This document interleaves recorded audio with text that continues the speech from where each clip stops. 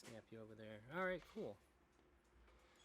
So, first question: name, address, phone number. Hold your license to the camera so everybody can see. I'm gonna need that social too. It's gonna be. Just give me 1 second. I'll get it right for you, boss. Thank you.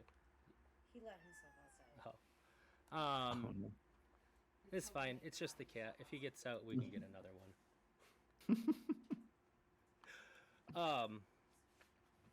So, I was gonna start off by saying, like, I probably wouldn't have found out about you if you didn't do the boundaries review. I'm gonna ask you about that later. But yeah, that's how I found out about you. And then it was the like the full stream that you did of the entire thing, and I was like, this guy's pretty cool. I really like how he breaks things down really well. I thought you were like a professional, or like an academic in music. You knew a lot of words, and I was like, that's pretty cool. And then I kind of forgot. And then you published the like video, like the like well edited video, and then I was like, oh, it's that guy again. So I watched that, and then I think I went and seen like he's on Twitch then, because I seen him on Twitch, and I followed you, and then I hopped in the other day, and everything I've seen of yours is really good. I really enjoy all of your content, and I've just been a pretty big fan of your stream ever since. So I'm really glad that you agreed to do this, because there's a bunch of questions I have for you that's not really like fair to just like throw out at you while you're streaming. The first one's like, how'd you get into music? Oh, well, that's a. Is that a long story? It probably isn't a long story necessarily. I trust in your ability. Let's see. So I think it must have started. If I'm gonna pick the furthest point, I probably got into music when my mom started showing what little music she actually listened to, which was just Kenny G. Oh. Yeah, she listened to quite a bit of Kenny G. In fact, that's basically all she listened to was Kenny G. That and like when she got kind of religious, then she started listening to more kind of maybe not gospel necessarily, but just more like church, like Christ rock or whatever the fuck you want to call it. So she would listen to that around the house, and I was kind of cool with it. And then like I just picked up things here and there. Part of it was just like, people liked NSYNC, so I bought the NSYNC album, and I got into like, singing "Bye Bye Bye" with my cousins and all that dumb bullshit. Everybody our age saying bye bye bye. All right, that's nothing to be ashamed of. No, it's it's part true. of growing up in the '90s. You're right. You're not wrong about that. But then at some point, and I say as much in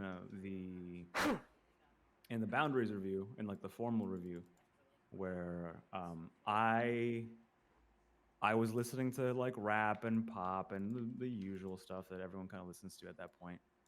And then I meant it for real. Like Marilyn Manson's "A Beautiful People" or "The Beautiful People." The video came up on like MTV or whatever, and I was like, this is terrifying and also really cool at the same time. Like it was just something about it just did something for me that no other genre seemed to do.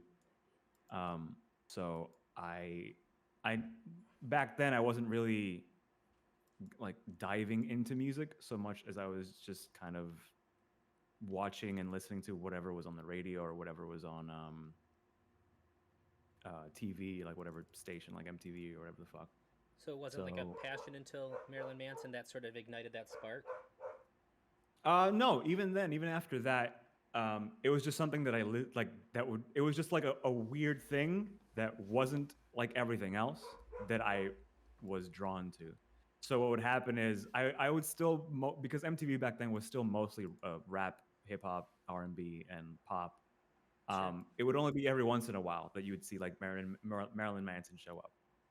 So I was still into rap, and I was still into hip hop, and I was still into pop. But then, like Linkin Park would show up, and then I'd be like, oh, okay, that's kind of like Marilyn Manson. The vibe is different, but like the screaming and the heavy guitars and all, like that's still there, and I like that. Like Hybrid Theory, right? Yeah, like any of the singles that came off of like their earlier work. So like Paper Cut or One Step Closer in the end. yeah, any of those. Yeah, the one where they're on the fucking pyramid and the shitty CGI. That's in the like end. yeah, yes, yeah, that one. So that and then System of a Down came out, and then Chop Suey came out, and all that shit. And it was just another thing. And to me, I didn't think anything of it. It was just like, yeah, it's just more music, whatever. Like it's just a different thing. And then at some point, and then at some point, I noticed that you could buy albums and you could buy CDs. So I got like an Eminem album one time, and then at the same time, well, I didn't get it. My mom got it for me, but she bought me 2 albums in one. I was like, I want this one and I want this one. So I grabbed Eminem's the one after the Marshall Mathers. Not that one. The Eminem Show. Eminem Show. I bought that one, and then I bought System of a Down's. I'm blanking on the names of these albums. Isn't Toxicity? It's right around that time. Yes. Yeah. Yes, that's the name of the album, right? Yeah.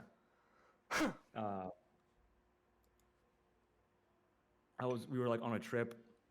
I don't even remember. I don't remember who it was. It was like a trip that we had to drive like an hour for. It must have been like, I don't know, somewhere around like New England, I guess. I don't know. We stayed at like this random person's house. I say random person because I don't understand the context of why we were there, but like, I think they were like friends of my family. Okay. And then we just ended up going to a music store. I got 2 albums, and then on the way home, I put on Eminem Show for like one listen, and then I just had Toxicity on repeat. And I was like, oh, okay, I like this. And then as time went on and I became a rebellious, annoying hipster teenager, I forced myself to get into heavier things because that's what you do, right? If you're trying to rebel, you're trying to find things to tell people to go fuck off. So I would always try to get deeper, but always end up hitting a wall. So I would try to listen to heavier stuff like Amon Amarth, which at this point, if I listened to Amon Amarth, I'd be like, this is fucking nothing compared to what I listen to now. But back then I was like, I can't do this. This is like, he's screaming too much. I don't understand the lyrics. It's like the guitar is so distorted and yada, yada. I just didn't like it. And then one day yeah. So what's like if you had to pick like one band that was like the epitome, like when people heard you listen to, like, oh God, it's that when you were a teenager, and like I'm just gonna assume that like you got a little boost off of that.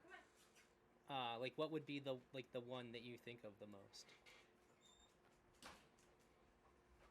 Because I know like when I was a rebellious teenager, I played Murder Dolls a lot, and nobody still likes them. And all my friends and like my mom would be like, how do you listen to that shit? Like, what was your how do you listen to that shit band that like defined like, you know, like your middle teens? It's funny because it's kind of different for every different group. Right. So in high school, I went to a primarily Latino high school. So everyone was Hispanic. Everyone spoke Spanish and listened to Spanish music and all that shit. And rap and all that shit. So basically anything that had a distorted guitar was enough for any of them to go, why? The bar was low. Yeah, so, but if I was like at my after school music program where there was a lot of kind of like emo and scene kids, it would take a little bit more to give them that feel. But I don't know, like basically anything heavier than Killswitch, which I'm trying to think of what I was listening to. Oh, I remember like Rings of Saturn came out. Like they're like a tech death band. They're fucking insane. It's just a bunch of like fast, crazy, nonsense sounding things that, or like I Wrestled the Bear once. Have you ever listened to I Wrestled the Bear once? I think I seen a music video of theirs. A buddy of mine showed me, and I know that I have heard their music before because you don't forget a name like that. Yeah, no. It's fucking awesome. It's a really good band name. I agree. It's just, and it's like, yeah, it was a lot of fun, but yeah, like almost like meme kind of songs would do it, just because it has that extra level of like, what the fuck, like what are you doing? Yeah. It almost felt like because I'm just going to assume, because you're mirroring a lot of like my teenage music experience, like the more that it made other people uncomfortable, the more I was just all about it. And Yeah, I think it was subconscious that I wanted to make other people upset with it. Like I think that like it felt good when people would say like, "What the fuck is that?" or like, "How do you listen to that sure, shit?" I think I'd get a great joy from that. But I'd never listen to music going like, "Oh, what can I upset people with now?" sure, yeah. It was just like a I really think, nice extra benefit. yeah. No, I think I basically feel the same way. It's like to some extent, the music made me uncomfortable if I really thought about it. Like Marilyn Manson definitely made me uncomfortable. Like something about it was like almost staring into the void. Like I can't help it, but it just something about it is cool. Something about it is whether it's like rebellion or whether it's I don't know, just it just makes me generally uncomfortable. Just the sound of it, like the distorted guitar, distorted guitars and the super heavy bass and the machine gun drums and shit. Like maybe just something about it just you know I get that. oversensitive or just so much. You know what I mean? I don't know. I did you ever read his autobiography when you were in school? Manson's no. Oh, it's fucked up. It's really good. Liz Liz owns it. It's So sitting on our shelf right now. it's quite a story. I read that then when I was in like seventh grade. Some girl did a report on it, and she talked about it. I was like, Liz. "You're fucking crazy," and I'm I afraid mean, of yeah. you. And then I was like 16, and I read it. But I would play the fight song going through like my super religious towns up north, Mm, yep. uh, and I just kind of knew that if anybody heard it, they'd just be like deeply upset, and that made me a little uncomfortable. But it was like a good uncomfortable. I was like Hmm. about it. So Um, I think I know what you mean. yeah, I mean, growing up in a primarily like Hispanic uh, cities and towns and areas and suburbs and well, I guess not suburbs, but like places. I grew up listening to a lot of Spanish music that I didn't want to listen to. So you could even make an argument that I'm what I did, and to some degree I still do, because I still just blast metal out of my car. But it's mostly just because one, I'm old, so my hearing's bad or worse than it was before, and two, like it just feels good to have metal loud. But maybe you could even argue that there's like I'm rebelling against the fact that I had to listen to shitty Spanish music for the first like 15 years of my life. So now I'm imposing it on everyone else the same way it got imposed onto me. So it's like if I've got to deal with your fucking terrible music choices, you got to deal with mine now, kind of shit. So you could say like that. That might be a thing. I I get that, and like I would have to assume too, growing up in those communities, uh, anybody that I know that has lived in primarily Hispanic communities, there's also like a lot of religion. Yeah. It tends to be Yeah. like a fair amount more conservative and significantly more religious than people that I knew. Like even the kids that I went to school with in a very religious area, it seemed like if I had when I had any Hispanic friends, their families were a lot more religious. Like they took it Yep. more seriously. Like it's not Yep. about just going to church. Like you getting smacked in the mouth if you say Jesus Christ or God damn it. Yeah. Kind My of. mom, I think, had a little bit of a rebellion to her as well, which is maybe where I got it from. Because my grandparents were straight, I don't even know if Roman Catholic is the correct term, but like there were like my grandmother owned statues of the Virgin Mary that were around the house. Oh We had man. crosses all over the place. To be fair, they were all degenerates still. They still, they were degenerates in their own little weird ways. But um, yeah, we grew up like that, and my mom couldn't stand it. My mom eventually turned into her own like religious self later in life, but there was a good point in time where my mom would be like, "The shit that your grandma does makes no fucking sense. They say in their own fucking rules, don't have statues of people, and this stupid Yeah. bitch has a Virgin Mary." And it's funny because she instilled that in me, and now I fight back her own religiosity with the same exact kind of like way she did to my grandparents. I just think it's fucking time is a flat circle. It's fucking great. But um, yeah, you'd be surprised and like just how religious minorities are, like especially Hispanic people. Like it's Roman Catholics. It's like it's not even just like be chill kind of people. Like the new version of religion where like you get to have like a pride parade thrown in your chapel every other weekend for the homosexuals. It's like, no, they'll kill you. Yeah, Like yeah, yeah. they don't like you, and I they really don't like you. I've always said that if Republicans would chill out on the racist bullshit, like the Oh my politicians, God, they'd yeah, have the Hispanic vote like 100%. they're Um, already getting it now. yeah, well, They're already getting it now. I I think it keeps some people away, but they'd corner the market. Yes. Um, so that it always blows my mind, like you're preaching against the people that agree with you the most. Yeah, that wasn't lost on me. I didn't know that it was quite so visceral in the churches, but I had a pretty good idea. My best friend growing up was Puerto Rican, and his parents were super chill, but the rest of his family was fucking not. Mm-hmm. Um, How it uh, is. yeah, his mom married a white guy, so they just sort of like stopped familying a lot, but the rest of his family not chill. Yeah. Um, Yeah.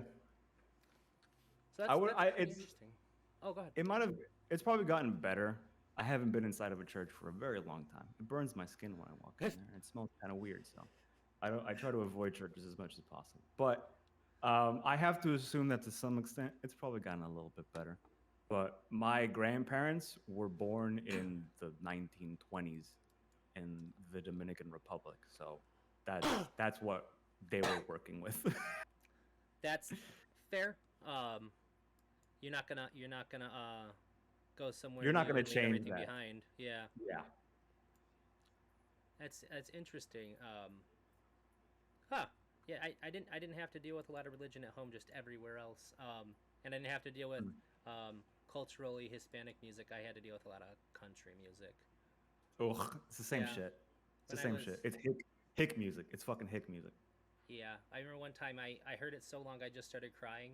It was like a 8 hour car ride, and I just broke and I started crying. I was like, "Can we please stop listening to this? I It's just can't. I just anything can't else. do it anymore." Yes. Yes, it's the most depressing. Like, give me Blue October over a country station for 6 hours. Like, it'll break Yeah. me eventually. At least Blue October, the tears feel good. um, Oh fuck. Yeah. No, I've been there. so, back on track. What's your primary goal with your channel? I got no idea. None. Oh, I part of me says I want to use it as a launching point for my musical career, which I could still be a thing. Part of me says it's I'm an opinionated asshole, and opinionated assholes get money for their opinions on the internet. So why the fuck not? I don't exactly like my day job, so it's like, yeah, fuck it. If I get to just be me, but be me for money, oh, don't take it. And I don't have to spread my asshole, at least not too wide. Um, so that's pretty cool. A part of me also says like, um, just beyond the opinionated part, I actually do like editing and video editing. It's a skill that I didn't know I would enjoy getting. I'm not great at it, but something about it lets me kind of be comedic and not just my words, but like just in editing kind of videos and adding things to videos. Um, what else? Opinionated asshole, music career, fun to make videos.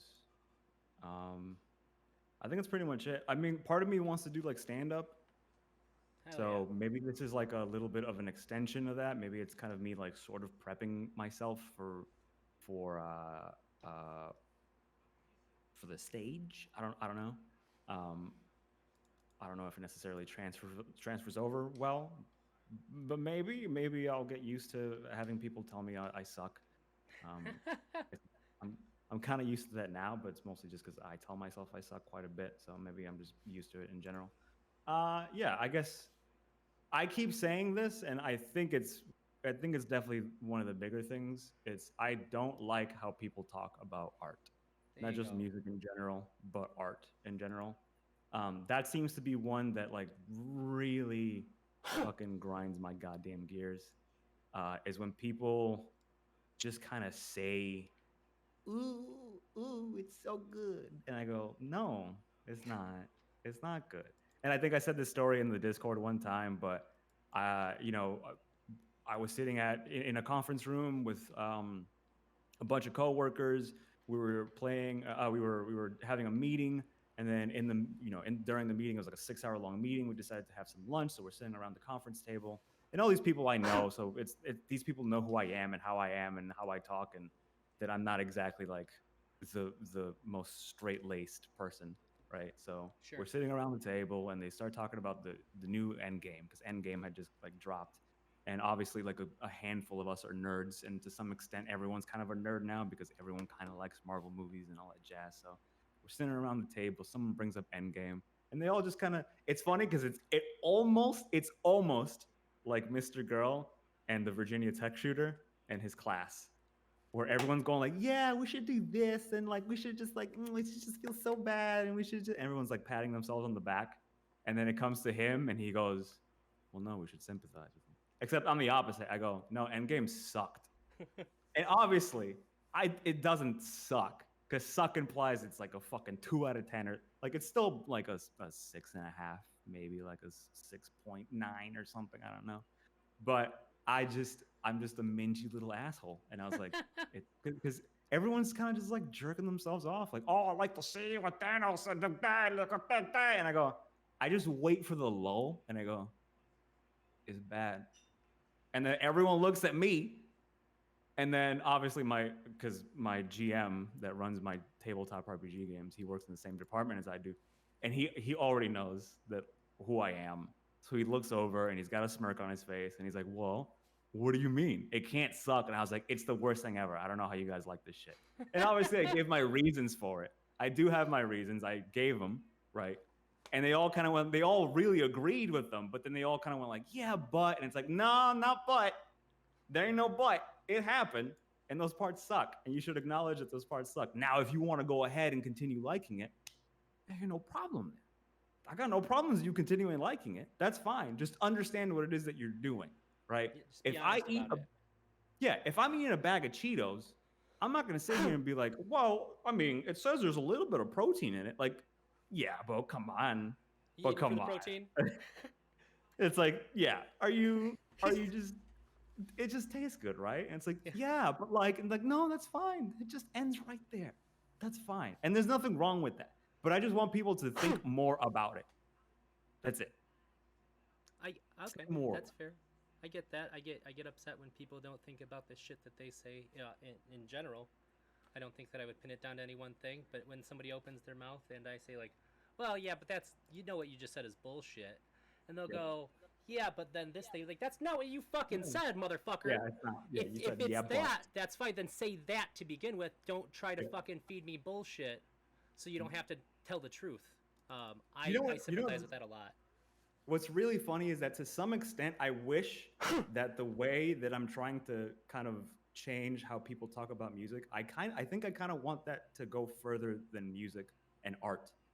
I think I almost want to do what Mr. Girl does, which is I want to change how people have conversations.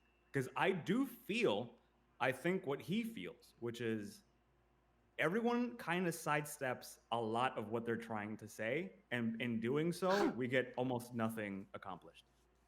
Yeah. Now, I don't get as uppity as he does, and then I start staring deeply into the camera to make people uncomfortable. I don't do that part. Yeah, I liked it at first, not so much nowadays. But when you did it, it was good. Thank you. Yes, it was a good. It hurt my eyes. Believe it or not, I don't know how he does it, because having a light just shine directly into your eyes while you're staring into the camera is fucking bad. Like, it made me tear up. So he's got a skill of some kind. He has really good lighting skills. He is like a videographer of some kind, like a cinematographer to some extent anyway. So yeah, he probably knows where to put the goddamn lights. Not me though. I don't know where they go. But I think to some extent I almost want that way of speaking to just be, maybe it's the fact that like because art is subjective, you can just you can drop it. There's not as much weight as like in politics. Politics matter because politics are a part of, it's literally what governs people's lives, right? So yeah. But the way we talk about politics is, I think, a little bit similar to how we talk about music, which is just we kind of just lie to each other, and We have then the same pat each mechanisms other on for the back. speech. Yeah.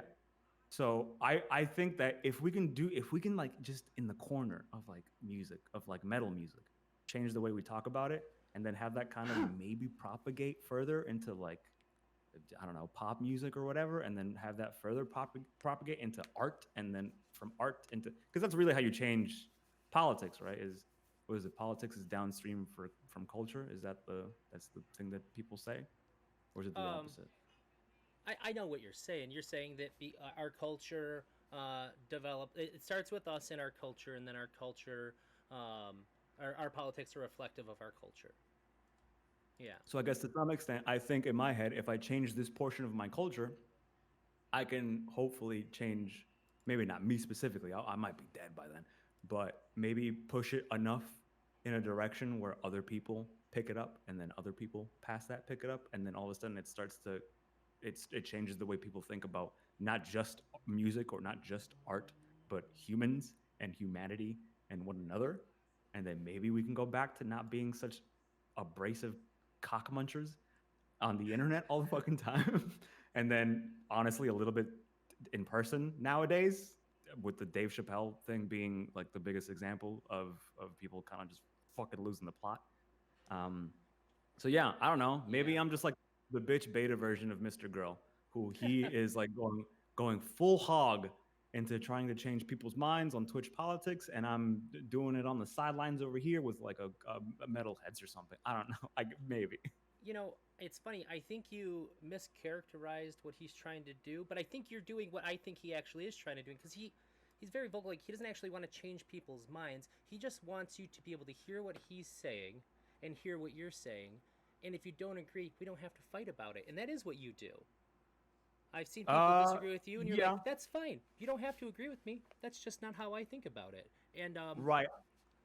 but when people lie, when they act like what they're saying is how they really feel about music, that pisses you off. Just like when people, sidestep and lie to Mr. Girl about what Yes. they pretend they're saying, and I get that too. I think that's why I like watching you and I like watching him, because I can't hold a conversation with somebody if they do that.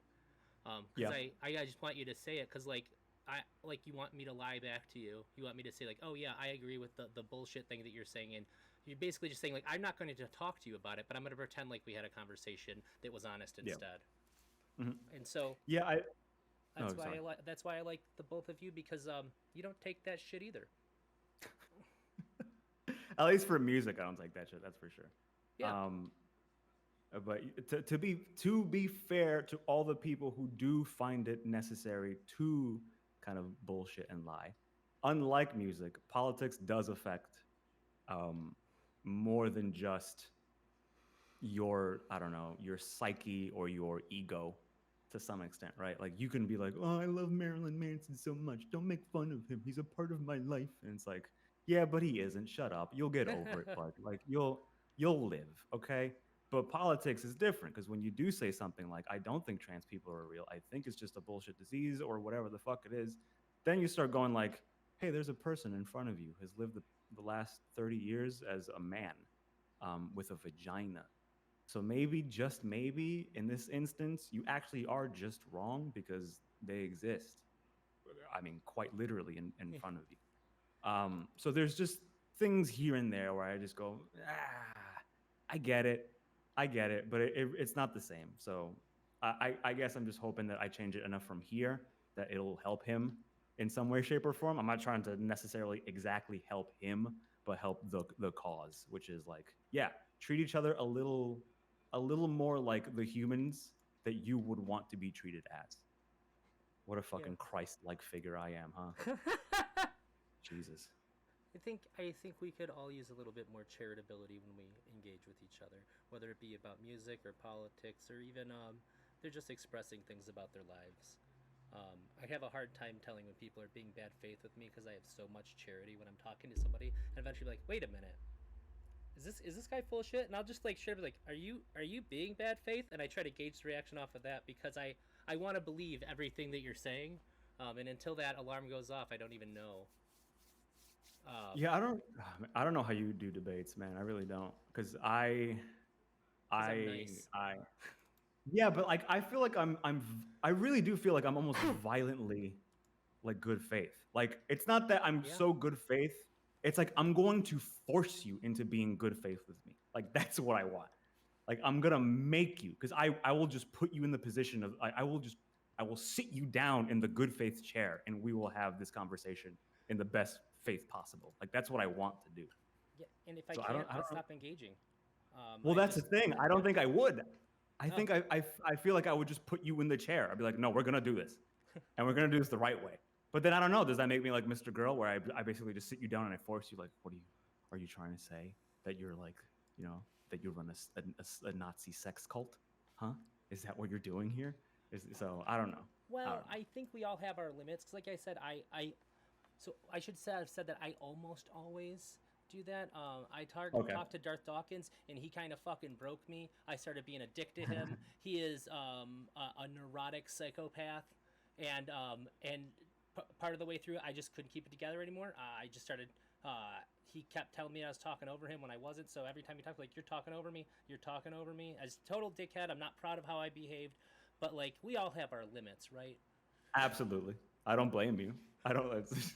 Again, this is why I was like, I don't know if I could, because I say what I'm saying now, having never done a debate. So I don't know how I'd act. I don't know. Maybe I would just turn into a fucking raging asshole the second that person said something out of line. I've got no clue. I want to assume that I'm a better human than I am, but that's my default. It's just to pray to fucking Satan that I'm doing a little bit better than I was the last time I was doing something. So yeah, I don't Well, know. maybe we'll have to have a debate sometime.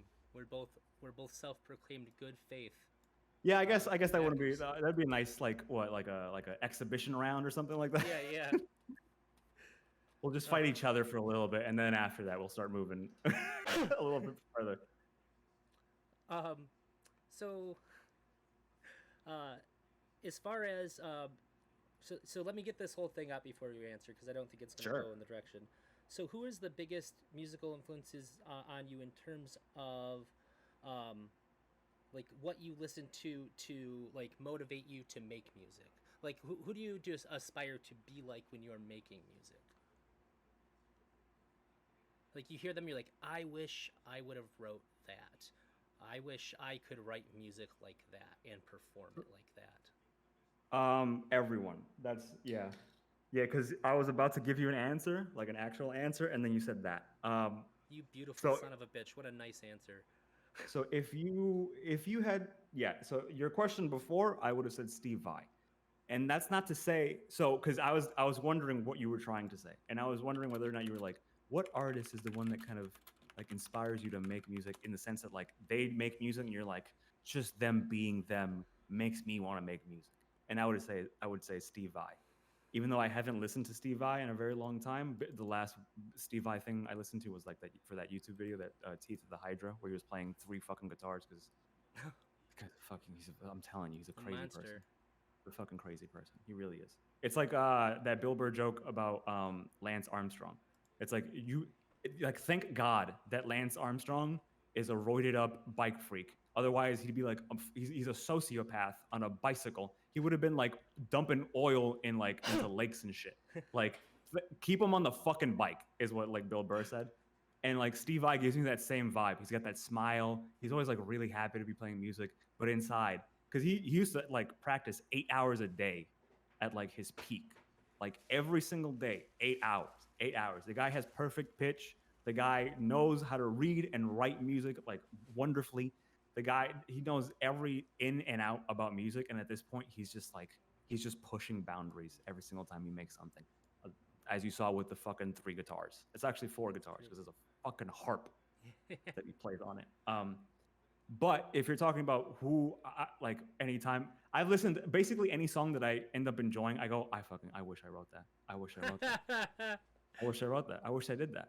And sometimes if I think back to how I was doing music, I can see through lines. I was like, oh, I was practicing some weird thing. Like Tosin Abasi from Animals as Leaders does this like thumping bass slap technique. Basically, it's a bass technique that he incorporates into guitar playing. And because he uses 8-string guitars, which have slightly thicker strings because there's more strings, it gives him more of an ability or more purchase to be able to have like a percussive, almost bass slappy kind of sound. He got it from another bassist called Victor Wooten. Wooten, I don't know. Wooton, I think is what it is. So, but like I remember doing things like that just out of boredom, because I would sit there and I would practice my scales and I would do my things, and then I'd still just have the guitar in my hand and I'd be watching TV. So then I'd just start kind of like, oh, okay, I could just do this like technique. And I didn't get good at it. I wasn't like, it was just kind of like, oh, that's cool. I guess maybe I could throw that into something at some point later. And then once I gave up, well, not gave up, once guitar kind of like got moved to the side a little bit, Sure. then I wasn't able to like really hone those skills in. But it's like I hear things where I go like, I was kind of doing that. Nothing like to these guys like Polyphia and Animals as Leaders, like they're leagues, crazy leagues ahead. But I remember just going like, oh yeah, it is cool. I could do this. And then now I'm seeing all these things where it's like, if I just had kept practicing, I could have maybe been there. So maybe a little bit is like, I peaked in high school and now I just want to sound like everyone, like all my favorite artists. It's like, oh, I could have done that. I could have done that. So maybe there's a little bit of that in there. But yeah, Steve Vai is definitely like the guy who I look at as like an inspiration. He's always just like he's always just so happy to do whatever the fuck it is that he wants to do while pushing boundaries. It's fun. Is the happiness what you think you're really looking at then? You're like, he's really happy doing that and that's what I want? Or do you think you'd like him the same if he didn't look happy all the time? Yeah, I still like him. Okay. To be fair, he doesn't look happy all the time. He does have like a smile on his face every once in a while, but it's not necessarily that he's always just like smiling. He does have a way about him when he plays guitar. It's very, very elegant. He has these like very like elegant hand movements that he does while he's playing guitar. I think it's just years of playing it that he's kind of just like, he's like, of course, my fingers dance, they glide on the neck and all that shit. You know what I mean? So the extra flair. If you just look at him play guitar, he does have like, he's just like, he's very like, and like very Victorian, very like presented and then like almost like magic like a magician like, Oh my but I think even if you, I'm gonna mute myself, keep talking. okay. Even if he wasn't so happy looking, I think I'd still like him. And if not, like I can think of like any other artists who don't look happy while they're writing music or playing music. They just look fucking like intense and focused. And even those people, like, yeah, if I had to pick one, it'd be Vi. But I could probably pick another like 10 or 20 without really thinking about it. I am certain that you could. Yeah, I just pulled him up doing the 3 guitars melded into one for Teeth of the Hydra. No, that's not even his first 3-necked guitar. Oh wait, one of them was a bass. Yes, the bottom one's a bass. What a mad lad. What's even crazier is it's not just that the bottom one is a bass. The bottom one is 2 different basses, because it's one bass guitar on one portion of the neck, and then the other portion of the neck, or one specific segment of the neck is a fretless bass. And then the guitar on the top, on the neck, the highest neck up, that one's half 12-string guitar and half fretless 12-string guitar. Maybe not. It might not be a 12-string. It might just be in a different tuning. But like, the guy's just he's just crazy. Like, he's just crazy. And there's like a comment on another Teeth of the Hydra reaction video that I managed to watch at some point. And apparently Steve Vai commented. Now, Steve Vai, it was a guy named Steve Vai, but he had no picture and he had no videos of Steve Vai on there. So I don't know how true this is. But the comment said he was pretending to be, or he was Steve Vai. He said he was, and he was like, it took me like months to train to play with that guitar for this video, because obviously like it's 3 guitars in one, and it has a bunch of electronics, and the guy's like 60 years old, so he's got this like, it's this like spunk, this fucking like ton of metal and fucking wood that he has to just like hold on to. And it's unwieldy. Like, the dude's insane. He's like, the comment said like it took him a while to get used to it, and even now he wouldn't feel comfortable playing it live. He said he's not to the point where he would like play Teeth of the Hydra live. It's just it's not, he's not up to his own, which means that he has it like 97% down, but he still needs the last 3%. Otherwise, he's gonna like hate himself. Sure. Yeah, it looks like they pulled that right out of like a dystopian, post-apocalyptic, steampunk universe. Yes, yes. The guy's he's nuts. He's nuts. Yeah. He's just a fucking. Oh wait a minute. Why does Elder sound like a tiny mouse in the next room? Oh, I is this don't know. better? I moved my mic a little further away. Is that better? I don't know. It might just be maybe I'm a little too loud or something like that. I thought you were fine. I didn't mean to do that. Hold on.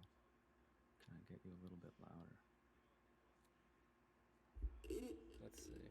Pull up my OBS. Oh, wait. Yeah, I see now. I turned down my mic a little bit because my dogs were barking. The sensitivity on it. Oh, okay. Hopefully that's It's gotta better. be your. It's got to be your end if you can hear him fine. I can barely hear him.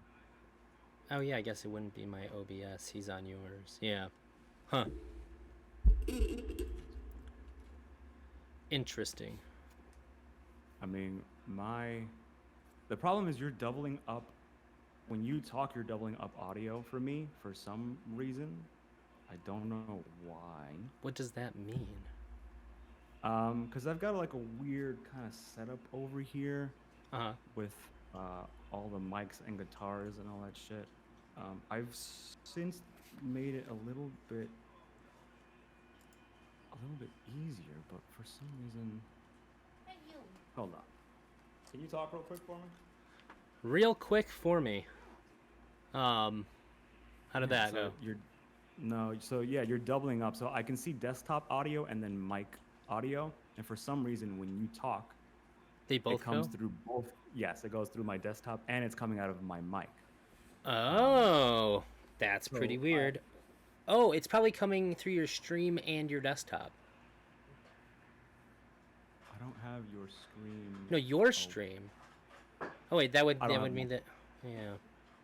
Oh, so it's not your stream echoing. has your desktop sounds, which might also incorporate that, and yeah, I don't fucking. Well, And then because your Discord is also output, like it seems like maybe your stream's an output and your Discord's an output, and it's seeing them both separately, separate audios. How about this?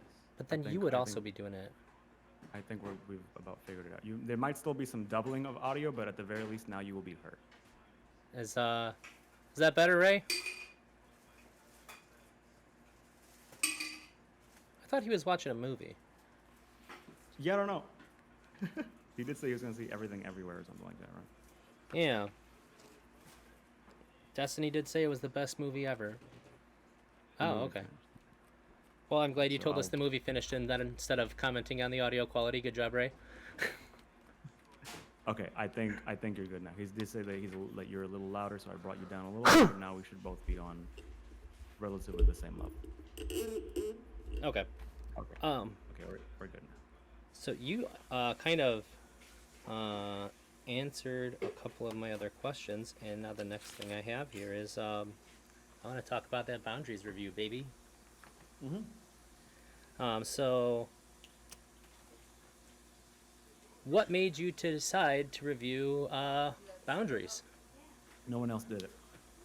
So you just wanted to be the first? I did. Did you? So like you heard? So you heard about the album coming out? It dropped, and you went to look for a review, I assume.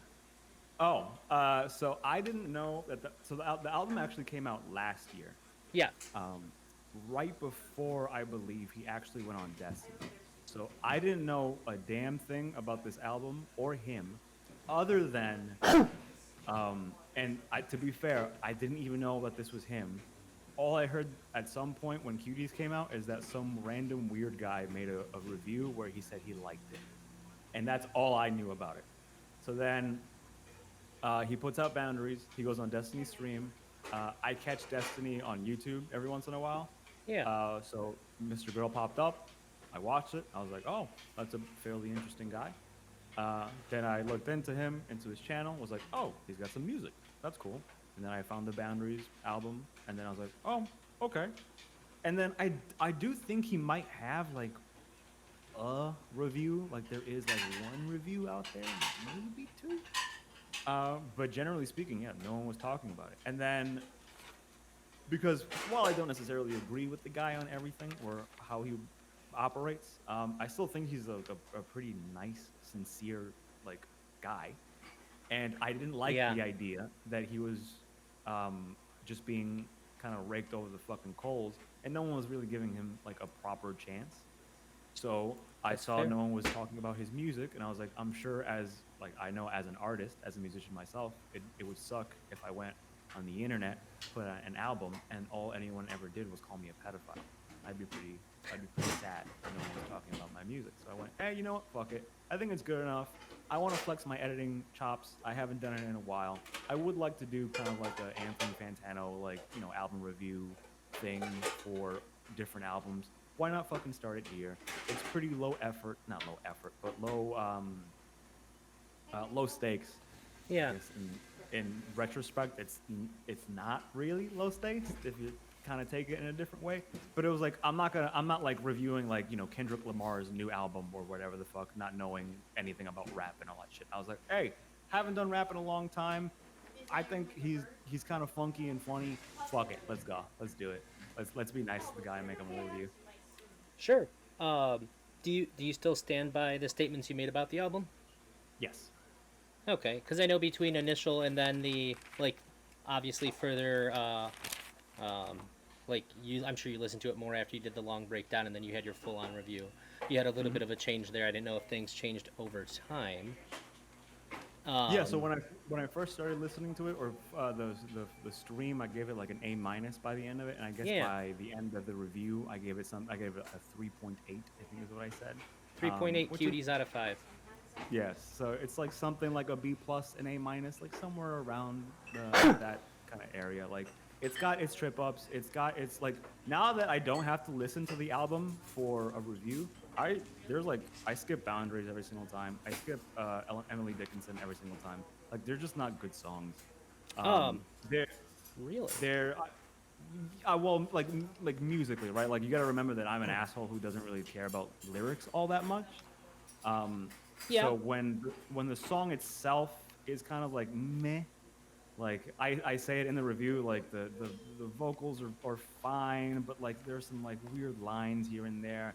It doesn't feel like as kind of like well put together or well thought out as everything else, which even again, I say it in the review, completely possible. It is Boundaries, the title song of the album, and on top of that, it is a fairly like heavy song.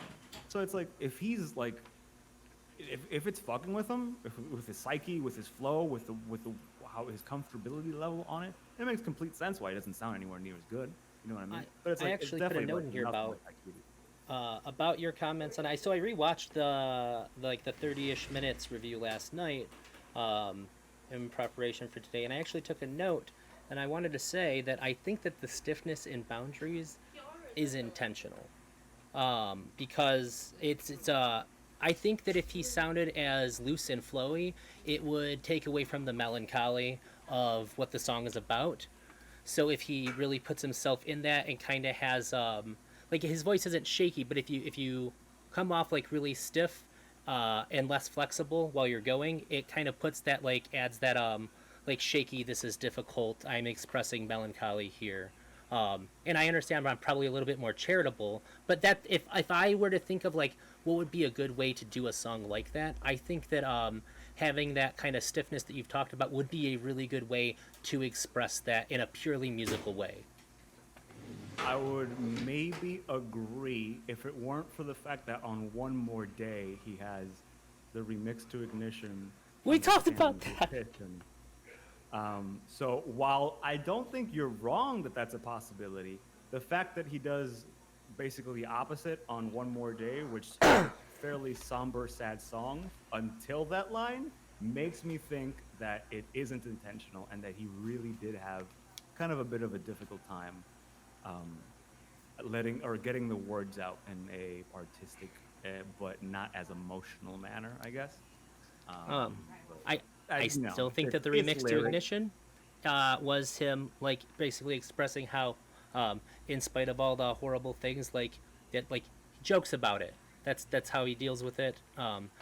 You'd be silly in the face of adversity to get by one more day, as I think a lot of people with serious depression do. That's how it's always hit me. We've kind of talked about it a little bit before. And maybe I'm way too charitable. Everybody who knows me knows I'm a big Mr. Girl fan. I'm a moderator. I got my Mr. Girl mod T-shirt coming. I'm gonna be rocking that on stream too. So I understand that I have a bias, but that's just how it always seemed to me when I heard it. Yeah, I can see it. I can see that. So Very biased. that was the only. Yeah, I acknowledge that. And so that's like the only note that I really had about like a particular thing that you had. I was gonna bring up the remix to Ignition thing because we kind of settled that, but I'm glad it came back up. So I know that sorry. I wanna I'm just gonna like suck your dick for a minute here on the official review, because I gotta tell you it was incredible. I would, if I had only seen that of you, I would have thought that you were as big as I think you rightfully deserve to be for what you're doing. The music looping and the transitioning lights in the beginning, and then so like you have the intro to "I Can Fantasize Whatever I Want," the ticking and the what is it, that high It's like a whistle. Like yeah, going, and then like on beat, the lights changing over and over, and then you appear, and you hit them with the high horses, and then the fucking bass drops. It was fucking perfect. I've watched that intro like 6 or 7 times on its own. It's so good. Like that was fucking art. I really just appreciate you. Like, you ever just like taken something, like you look at a piece of art or you hear like a little section of music and you're just like, I really like this. Because I like I'm weird with art. I really like paintings and stuff like that, but I like when things come together really well. Like it's not just visual, it's not just audio. Those are the things that really grab me, and I have a hard time talking to people about it because most people don't think about like things occurring in a specific way to be art. But that's like my favorite kind, and it really scratched that itch for me. I'm glad. I'm definitely glad. And I kind of, well, good. It's fucking, that intro is just spot on. You're welcome. I think that's why that video did so good too. Because if you click on it and you watch the first 20 seconds, you're like, oh, this is probably gonna fucking be a good video. And that's what you gotta do. You gotta pull them in right in the beginning. It does, yes. I will say that intro probably, at the very least, gets quite a bit of Mr. Girl's fans to go, oh, I see what's happening here. Okay. And it had a little bit of creepiness to it too, like the way the lights change and then you just fucking appear. It gets that uncomfortable Mr. Girl feel. It puts you in the right mindset for what's gonna come. And I think the hat was a good choice for that too. The hat? So you get the pentagram, like when you appear too. Oh. It almost adds like a extra layer of like cheeky malevolence to the scene you created. Okay, all right. Who the average person sees that, pentagrams are usually associated with You're not even vaguely wrong. I didn't even put that much thought into the hat. I was cold and I put the hat on. Like, it's just what happened. It was, well, sometimes accidents create good art too. Right, yeah, they kind of add. Yeah, it's the whole like it's like when English teachers go like, well, why is the curtain blue during the sad scene? And it's like, well, possible he just wanted to say that the curtains were blue. But hey, you know what? It could be a little bit of a metaphor for melancholy. Yeah, I guess you could argue it. But yeah, it's definitely one of those instances where I go like, I just put the hat on. I was just kind of cold. So maybe the store was out of red ones. We don't. Maybe he wanted contrast instead, but they had to go with blue ones. Yeah. We don't fucking know. Yeah, exactly. Yeah, no idea. But yeah, all right. I get you're not wrong. That actually makes now I have to think about the hat when I do the next review. I guess I won't. Yeah, if you're creating a good scene, how you present yourself is going and insert yourself into the video. It definitely matters. I guess I didn't even think about me I was just kind of saying the words, but you're not wrong. And now I'm gonna have to think about me next time. It's not a thing that I do very often.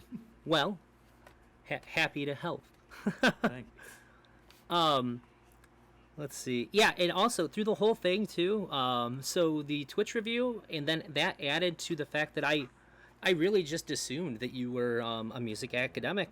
The production of the video, the way you put it together, the way you talked about the music, you used words that I had to Google. I think you could really fool people and think that you have a much further education in it. And you do a lot of research. I watch your streams and you are doing research. I think you're not, like, sure, you might not have like an official title or anything, but I think you got enough to trick most people. It's impressive. Okay, well that's, I don't know if that's good or not. I guess to some degree it's good. I think when you say stuff like that, I go like, well, Destiny doesn't know jack shit. Like he went to school for like nothing, and then he became like a carpet cleaner, and then he worked as a fucking, what is it, like a, I don't know. It was carpet cleaner. That's all I know. That's all you know? Okay. I thought he said didn't he work like a casino floor or some shit like that? Am I making that up? Oh yeah, he worked at a restaurant for a casino. Okay. So I think about that, even though he actually has music knowledge. From what He went to school for music. Exactly. I didn't know he went to school for music. I thought he went to school and then that's it. Like I didn't know he went specifically for music. So now I'm like, holy shit, like this dude, he doesn't fuck around. Like there's a video in the Stream Ideas channel about Destiny, like actually talking music. Because I clicked the video and he was talking about like resolving chords, and like I was like, oh my god, wait a minute, no, like this dude actually knows what the fuck he's talking about. Like this isn't a joke. Like this guy's a legit guy. Now I've heard him play piano, and he's kind of on the piano, but he seems he's not to a good know performer. his shit. Yeah, he knows music theory very well. As far as being a practiced performer, not so much. That's why he'll kind of like play a couple notes and go, and then you'd want to resolve it with a word I don't know, and then hit a couple of notes. Yes, yeah. I think he's expressed that he would have liked to have, but I just don't think it was in the cards for him. I don't think maybe if he didn't have the focus or whatnot. If I ever get anywhere with this Twitch thing, I can guarantee you I will make this promise on this stream right now. I will get Destiny to do something musically. I don't know if I'm gonna make him bring back that fucking shitty black hooded character that he rapped. So someone showed up to a stream. It might have been Green, as for all I know. Someone like plopped like Destiny rapping. What? Because he's like, there's like a video of Destiny rapping, and I think it's him and Mr. Mooten. I might be wrong. I don't know I don't know his friends' names. I only know him. But it's him and another friend, and they joke about like kind of like having a rap battle, and then they have a rap battle. And Destiny, it's not great, but it's not that bad. Like it's like an hour. They both had like an hour to make something, so it's like for an hour, it wasn't the worst thing in the world. It was mostly just like shit. We called it. It was like the rap version of shit posting, but like he strung the words together. They mostly rhyme, and there was a flow, so there's not nothing there. But I promise every DGGer, every digger out there, I promise you that I will get Destiny to do something. Hopefully, maybe rap on something.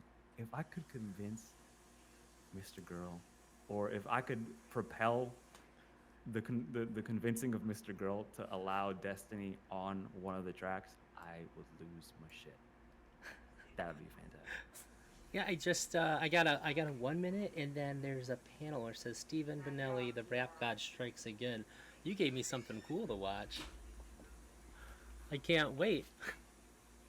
I did nothing of the sort. Someone, I don't know who, I don't even remember who sent it to me. I want to say it was Green, but I don't actually remember who it was. It sounds like Green to come out of left field with something wild like that. It does sound like Green. So I really don't remember. But yeah, some person just dropped it, and yeah, sure enough, he did it. So I don't know. I mean, I like Destiny. I think he's cool. If I could fucking, have a chat with him, that'd be fucking cool too. If I can get people to do shit, that'd be fucking awesome. My wife's asked me a lot, like, would you want to talk to Destiny? I'm like, I don't know what I'd argue with him about. He's pretty fucking rational. I I guess thought the arguing. I guess you're saying like you have to argue. I guess to some extent you do have to argue. he, Huh? he doesn't really do like the whole circle jerk thing. I No. mostly agree with him. Like it's usually just like rhetoric, or like maybe it could be a little nicer, like some stupid book smarts thing. But like it's not really worth talking about. Sure. Um, Yeah, I think I largely agree. for a long time, he had I never heard him say like there was like one abortion take that he didn't have that I thought he should have had in his toolkit. That I made for a long time, and then one day he made it, and I was like, "Fuck, that would have been it. That would have been the only thing." And he said it one day, and I was like, "You son of a bitch." Yeah, done. Yeah, So yeah, that was. no fights. Oh, actually, yeah, he had a really fucking stupid take about when he talked about animals. He made a really weird, dismissive. He was arguing with a vegan, and he didn't really care very much, and it was before I was vegan too. He's like, Just "Well, vegan I don't." names. No, it was just some random person, I think. So he didn't really try. He's like, well, as far as I know, like a pig's brain could just be like a computer, and it's nothing like ours. I'm like, I wanted to be like Destiny, really? Like it's pretty similar fucking parts. Do you think, like, do you really think it's that likely that it's just basically a fucking computer and devoid of any like emotions or like get the fuck out of here, dude? Like I felt like that was really fucking bad faith and stupid. But I get it. Sure. He's being lazy, probably tired of the conversation. But that was probably like one of the laziest, worst takes I've ever seen him make. Because like Fair enough. there's better arguments that I don't agree with than that. But other than that, yeah. Okay. It's I like talking to people, but I'd probably like him. I'd have to have something to disagree with, because like I know I can talk to you, and we can agree about things or not, and it's not necessarily going to turn into a debate. But like I don't think that there doesn't have to be conflict here to have a good time. Yeah. Yeah, I feel like he might be changing to some extent. I know he did have like Jesse Signal on a little while ago, and that was basically just a fucking circle jerk. Jesse Single? Yeah, he's a journalist who is he does more of like the trans stuff. Specifically, he talks a lot about like puberty blockers, and I think he was the one who recently found that that Sweden or whatever was making up bullshit about puberty blockers and were like lying about it. I don't fucking know what the general premise of that was, but it's still in my fucking need to read pile of I bullshit. think I seen this. I would put this under like a Destiny research thing, trying Is to that get what other that was? people's. I don't know, man.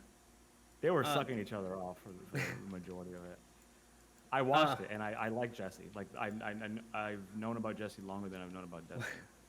Well, sure. I'm not saying it wasn't a fucking circle jerk. But I guess that rather than research, I think he was looking for validation about his banning from somebody who maybe had a voice that could actually validate. Mm-hmm. Fair enough. Because he as much as he tries to pretend he's not, he's still human. He still has feelings. Of course, yeah. Back on track. You have said a couple times, I think to me responding to my chats, that you got a lot of controversy for doing the boundaries review. Have I? Well, you said like, well, I don't need any more controversy, not after the Mr.Girl review. I don't know if that was just a joke or if you actually got some backlash. I mean, the most backlash I think I ever really received were a couple of comments saying things like, one was really funny, which was, you should go like watch his content, as if I had not known about his content. And then there are a couple of people who go like, he's like a weirdo pedophile piece of shit. And I was like, okay, whatever. Oh, so you generated controversy for him, not for you. I mean, to some extent, I'm sure it does, like, it doesn't look good on me, right? Because it's like, you're not lampooning him like the rest of us are. Oh, yeah, I gotcha. So, in not joining in on the witch hunt, I make myself a witch. I see. To some extent, right? Like, since you're not against him, you're with him. I must be with him. So, and if I like the album, I must also be like a weird pedophile or something like that, right? Like, for fuck's sake, my shit's on Kiwi Farms. the screenshot, the obviously Jewish man having Jewish orgasms. It's like, that's exactly what's happening, guys. That's it. You got it. You got me. You got me. Um, But I no, think- no, I think no Green sent that to me. no real controversy. No real backlash. Like I'm a nobody, so no one really cares, right? And I haven't built Right. this image of being nicey nice, and then I dropped the Mr. Girl review or whatever it was. Like, I'm sure if like Fantano actually like listened to it and gave it a good review, he would He'd get probably eaten get some alive. legit. Yeah, he would get fucking destroyed. That poor man. But yeah, me, nothing but clout. Yeah, I think I would. I probably agree with everything Mr. Girl says, except for some of the trans stuff. I think. But I always say too, like, he's wrong for the right reasons. He's consistent. I really think he believes what he's saying, and he's not attacking trans people. So, like, I understand that he's making a good faith effort to not to not attack them. Whether people Right, feel he- attacked by what he says or not might be a different story, but I truly don't think he wants them to feel bad. I truly think that he's taking time to caveat things and say, like, I don't think that the trans people in particular are the problem or anything like that. But I do think that he says some problematic things, some hurtful things, and I think that he's outright wrong about a couple of things. That otherwise, yeah, I just fucking say, like, I agree with him. I agree with him on, like, all the pedo stuff. I think, like, all the shit that he says, I'm pretty on board with. So, do you mind me asking you a question in return then? Yeah. So you just said a little while ago that with Destiny, you agree with him mostly, but a lot of the time, when you do disagree with him, other than the vegan thing, it ends up being rhetorical things. Do you not disagree with Mr. Girl in the same rhetorical things? Yeah, I do. And on one of his recent ones, who the hell did he just have on? The Benjamin Boyce? Is that his name? I'm really bad with names. I watched him. He took 2 steps towards the meta narrative, and then he got himself out of it. And I was just but the like, Benjamin way Boyce to stuff is great. go! Yeah, he's really new and he's learning. Sometimes when he gets dug down deep in the meta conversations, it looks like I'm just watching a man trying to grab onto a log while he's drowning in the ocean. But I understand why he's doing that. It hurt me the most when it was Supreme, because I think him and Supreme would have had the best fucking conversation. Oh my! I want Mr. Girl Supreme round 2. I've even talked to Supreme about it in his chat, and he's pretty responsive when I talk to him about it. And he even said too, like, I said, like, I wish this would have happened 2 months from now, or I wish you guys would have talked now instead of 2 months ago at the time. And he said, "Me too, buddy." More. Yeah. Yeah, and I think I don't know if Mr. Girl would do it again because it went so bad. It did. And I like Wicked. I don't even watch Wicked, but just like the couple of things that I've seen him in, the dude just seems like a chill guy. Like, he's just like, yeah, a cool motherfucker, man. And yeah, he's a cool motherfucker. And I'll go a long time without watching him, and I resubscribed to him on my 4-month, and like he shouted me out, like, and talked about Mortal Kombat, like this guy fucking knows who his fans are. Yeah. So he's a really good guy. I think Mr. Girl's a really good guy. It's sad that that bridge apparently has been burned for now, and I hope that doesn't happen with Perspective Philosophy. I hope last night didn't fucking make him vitriolic against vegans, because I really want to see that conversation. I couldn't help but fuck with him about it a little bit when I got in. Did you watch his stream from last night? It's funny because when I only caught his stream for about like 20 seconds because I was as the kids like to say, touching grass. I was out with a friend. I was at his place.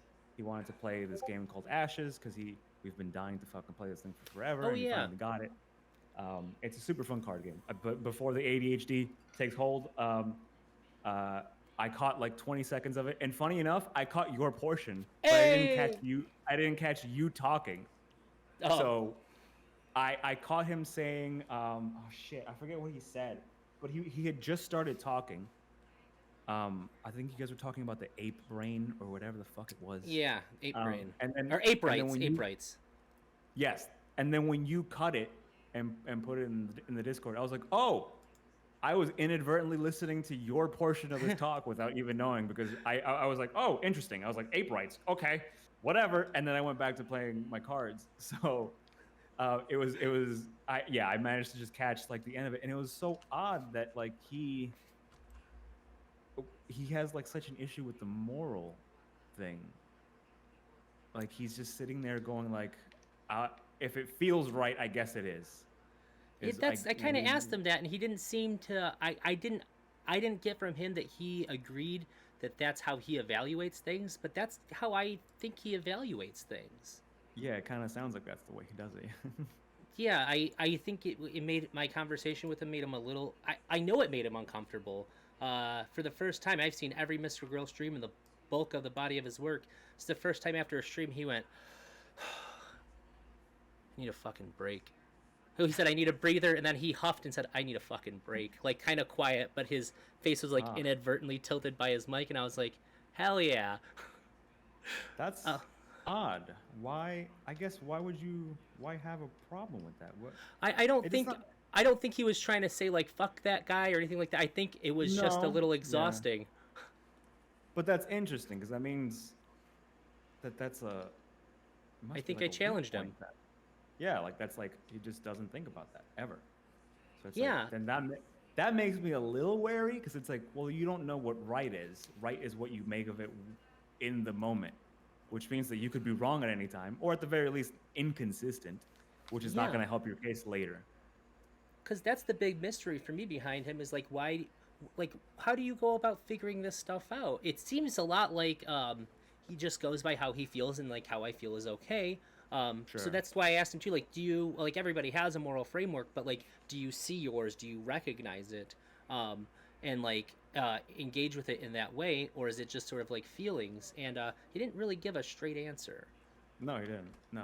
I think that might be a little, I don't want to like condescend, but like maybe that's a little like a confusing way to engage with it. And if you don't engage with your like moral framework directly, like in the way that somebody who's like fairly philosophical does, that might be kind of a confusing framing for it. It's funny because you say that one of the only times I've ever seen him kind of like exasperated was after that. Brittany Simon kind of too. So that was the other one. But that was in a different way. Nah, I don't. That was like he wanted to go to bed. That was like he wanted to go to bed. I think she knocked him the fuck out. But I think it's because of the same reason. He did weird things in that. I don't want to call it a debate, but that's what it was. He really tried to debate bro the absolute fuck out of her. He really did. And I might be biased here because even though I did watch a portion of it by myself on Mr. Girl's channel, I watched the entirety of it through Destiny. So you could just say that I'm really biased and that I had my opinion colored by Destiny and that I'm a DGG orbiter and yada, yada, yada, all the fucking cool kid Twitter things that everyone says. I don't see it that way because a lot of the time I was pausing the fucking video and then making my comment because I work from home. So I like to listen to dumb but slightly heady conversations sometimes. Sure. And then I'll just pause things and then sit there and talk out loud to myself about what it is that I'm thinking while I'm like, making like lunch or whatever the fuck it is I'm doing. And I was pausing and then Destiny 2 seconds later would just repeat what it is that I said. So I don't think I'm biased. I don't think I'm just saying that Destiny is right all the fucking time and therefore, I'm right and super smart or whatever the fuck it is. But I really do think that it's a little odd that they sort of like, he was like, well, I have to be very careful about the way that people outside of this conversation see it. And it's like, wait a minute, aren't you the pedophile guy? Aren't you the guy who claims that everyone's a little bit of a pedophile? That pedophilia is a spectrum? Aren't you the guy who told people that we should be empathetic towards the Virginia Tech shooter during literally a few hours after it happened, I guess whatever, a day after it happening? Yeah, it's a little weird that you're the guy who's rebelling against society to some extent, and then all of a sudden now you care about what society is, and it's such a weird spot. It was something like, oh well, you're being very sexual, It's like, didn't you do a stream with Glink like a week ago where you were half naked on the bed? He's Like, made a porno video. well, I guess, yeah, but he also, I mean, Too. he tries to compartmentalize that a little too much, in my opinion. But yeah, I mean, I'll give him the benefit of the doubt. It's like a documentary where you get to see him come at the end. Whatever. I didn't watch it. I don't feel like looking at his dick or watching his O face. It's just not. It's not on my list of shit. I put it off for a long time. Eventually, curiosity got the best of me. I kind of like scrolled through it, and I was in a drive-through with my wife, and I was like, oh sure, I told her that it happened, and I was like, you know what? Let's just sort of check this out. And it was I thought it was kind of funny. I thought it was just gonna be like a more like serious like documentary kind of thing where like he just beats off at the end. It was a lot more porn than I thought it was going to be. Was it just mostly him jerking off without talking? I just sort of just went through it. There was some talking and stuff. It was just kind of weird. He calls it a documentary. What's the subject? Him jacking off. Sure. And the one thing that we both took away from it that we still kind of talk about sometimes is that the sounds he makes sounds like a chair squeaking across the floor, like eat eat. So sometimes we joke about that, but I didn't. So when I say I've seen his entire body of work, I just sort of skimmed through that because I didn't really want to. But it was like, I guess I felt more comfortable scrolling through it, like in the context of it being like a silly thing to watch with my wife in a drive-through. It's a fun story. Yeah. So, you remember that time we watched Mr. Girl jack off when we were at Del Taco? Yeah, right. And then you just do that to each other every once in a while. And yeah, sometimes we go. Yeah, I get it. Yeah. And no judgment. I'm sure my sounds are weird too. All the judgment. Yeah, no, stop sounding like a weirdo when you come. Make different sounds. Choked on my vape. Okay. I commend you for watching it. I'm not gonna subject myself to that. I don't need to see. He said that one thing that one time. He was like, I think porn needs more conflict. And I'm like, I think you need to not. I think we need to not add any conflict to the porn. I think we're good with that. I don't think we need that, Mr. I'm sorry. I just don't believe it. It's so fake. Yeah, so are movies, okay? So are Marvel movies. I don't need Captain America to legitimately get shot and stabbed for me to understand that there's some peril happening. Okay? Like it's a fantasy. That's fine. Oh my gosh. Are we at an ice cream store that didn't get any flavoring in? Because this conversation's pretty fucking vanilla all of a sudden. Yeah, I mean, look, man. I what do you want? I'm Hispanic. I told you. I'm basically half a Roman Catholic. I just can't help it. That's true. You have to have sex with your eyes closed under 5 pounds of blankets. That's precisely it. Yes. Yeah, otherwise, Jesus can't get in there. Jesus needs to be in there all the time. Okay, you're there. Yeah, sorry, I was laughing. I might have fucked the mic up because I was laughing. So, I'll bring it back from Mr. Girl Fappin to sure. I have a comment and not a question about your review still. Okay. And this is the last thing I have in here, I think, about the review, unless I took a little note to remind myself later. I don't think I did. Nope. The end of the review, you broke down One More Day, and I always really liked the song, a lot.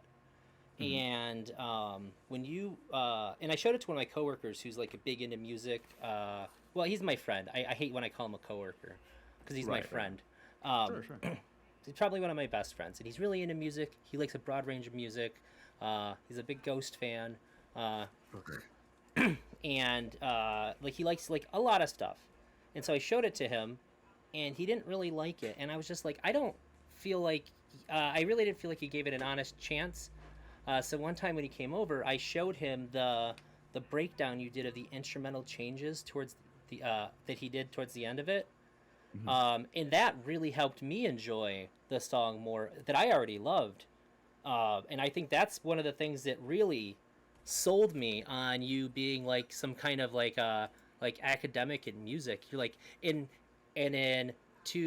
don't even know the fucking words. You're in the second movement, he changes to this. And then in the sixth movement, he adds soutille, I want to say. Right. Yeah. And I I'm just had like, to look that word up. That's why I said it like that.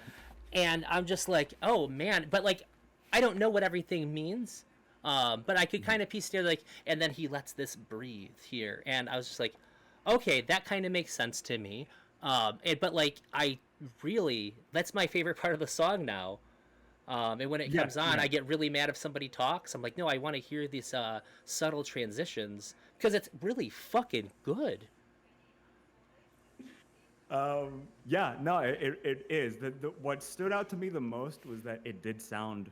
I still don't know if it's real or not, and maybe if I ever get a chance to talk to him, if I even ever care to talk to him, then I would want to know how he got that, because it sounds real. Yeah, like And live. I don't know if there are. I know plugins sound good nowadays. I know you can make them sound really good, but I don't know. Like, does he have access to that? He does have access to quite a bit of like camera equipment. He's got a ton of different mics that he uses, a ton of different headphones. So it's like I don't think it's out of the realm of possibility that he has enough money, or he justifies spending enough money on certain things. So he might have a really, really, really good plugin that just like fucking sounds real. But even then, I don't know how much work it takes to even get all that to sound like good. So the air at the end is one of my favorite things, because it doesn't just end like a MIDI. Like MIDI orchestras, like strings, they sound off, and one of those things is just, it doesn't sound like it doesn't sound like it's in a real space. It sounds like it's like a symphony in a vacuum. Yeah, like it's inserted. Yeah, it doesn't ever make. It's like it's the sound of a violin, but it's not a violin sound. Like it's off. There's something like an uncanny valley-ness to it, and there was something about like dun dun dun dun dun, and then those, and then the air. It's like you can hear the air like kind of rest.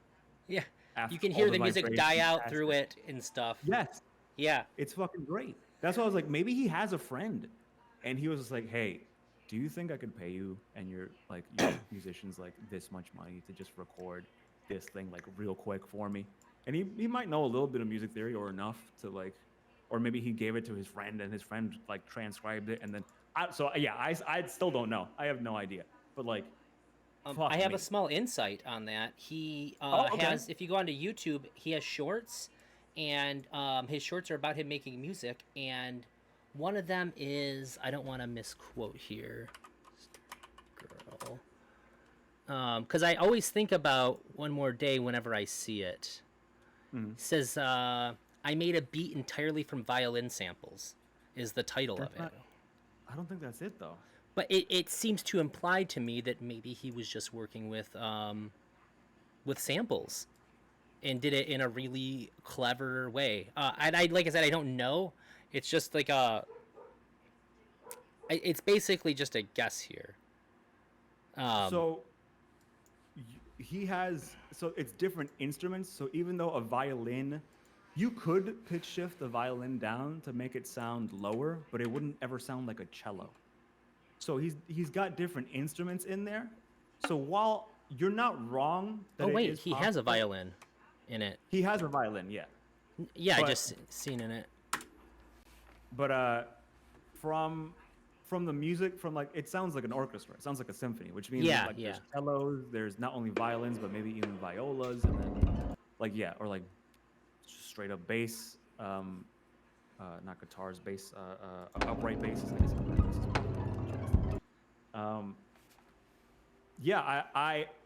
I want to say it's probably just a really good plugin.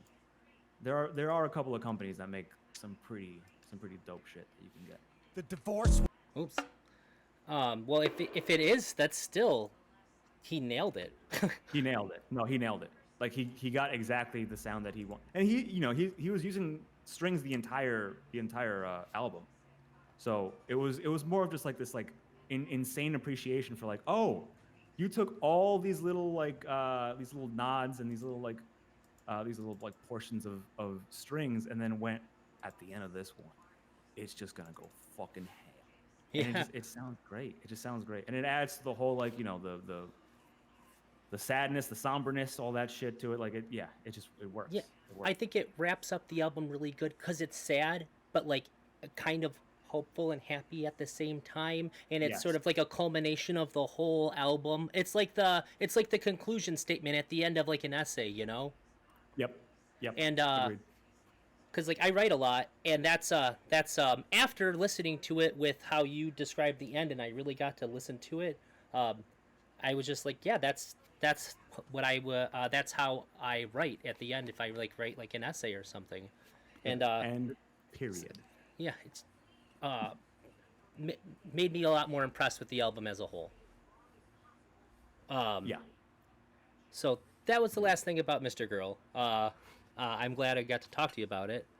Now I want to talk about One well, random thing, if you yeah. buy, this is more of like an ad for Mr. Girl at this point, but I didn't know this. If you go to Mr. Girl's Bandcamp, he sells a premium version of his album that includes the album proper, but also has vocals isolated and then just the instrumentals. What? Yes. Did you buy it? I bought it, well, because I wanted the music and I didn't want to just rip it from YouTube like an asshole. I was like, I have money. I can afford to give this guy, if I'm gonna make a video on this guy, I should probably, do my due diligence and spend money on it and give him the money that he deserves. He did make the thing. So I went over there, and then sure enough, there's like a premium edition, and I'm looking at it, and I'm going like, this man isolated vocal tracks and gave us instrumentals. It's like $20. So I went, no fucking problem, boss. And I just sent them $20. So you can go right ahead and do that. So if you want to start rapping and shit and you like those beats, you got beats right there, man. Yeah, it's really cool, and I really, really, really, really, really like his fucking merch. It's so good. Yes, it is pretty good. Like, Shillin's oh is my a really good god. artist.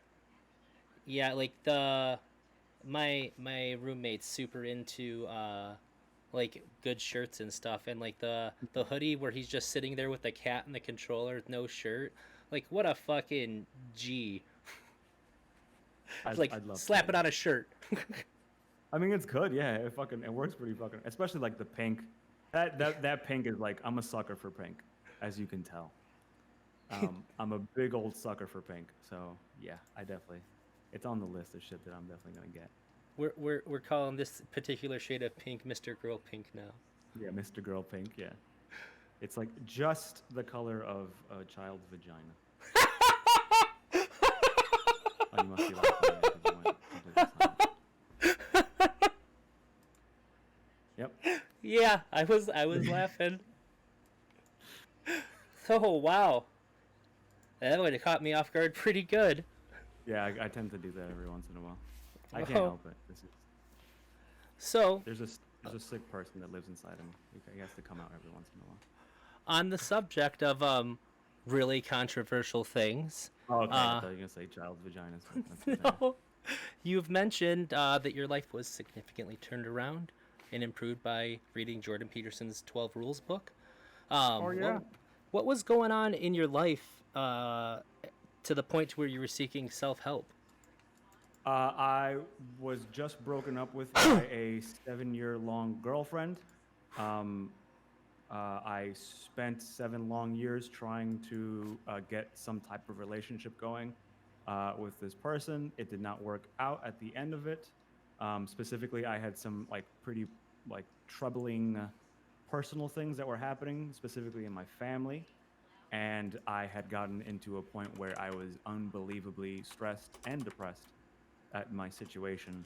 So it led me to a lot of drinking and use of drugs. Not anything hard. It was really just weed. But beer or alcohol and weed are basically what kept me vaguely sane, which is to say not sane at all, but at the very least placated to some extent. My girlfriend at the time obviously did not like the fact that I was drinking and high all the fucking time. She didn't care about necessarily those things happening, just the fact that I was doing all those things. That plus a couple other things, you know what I mean? I can't speak for her exactly, you know what I mean? Sure. But she broke up with me. And looking back on it, if I'm being honest, I'm really happy it happened. I was not happy where I was. So I'm glad that she pulled the ripcord because I probably would have never. But she had just broken up with me, and it was before I had decided that I needed to grow the fuck up. And Jordan Peterson is basically who told me to grow the fuck up in a very nice Canadian Kermit kind of way. Okay. So what changes did you make as a result of reading that book? What were, Well, yeah. Well, buddy, I cleaned my room. I cleaned my room. And everything else just fell into place, huh? I never, it just all, sometimes. I mean, yeah, so it wasn't just cleaning my room, right? Like, obviously, cleaning your room is a fucking metaphor. It's not, it is to some extent clean your room. Get your house in order. It's get your shit together. And especially if you're going to go out into the world, get your shit together. If you're going to tell people how to live their lives and how to run their shit, get your shit together. And like, this is like, it's straight from the fucking Bible. Like, it's I forget the quote. I went to a lot of Catholic school, so a little bit of it still kind of bonks here and there in my head. But one that always got to me was,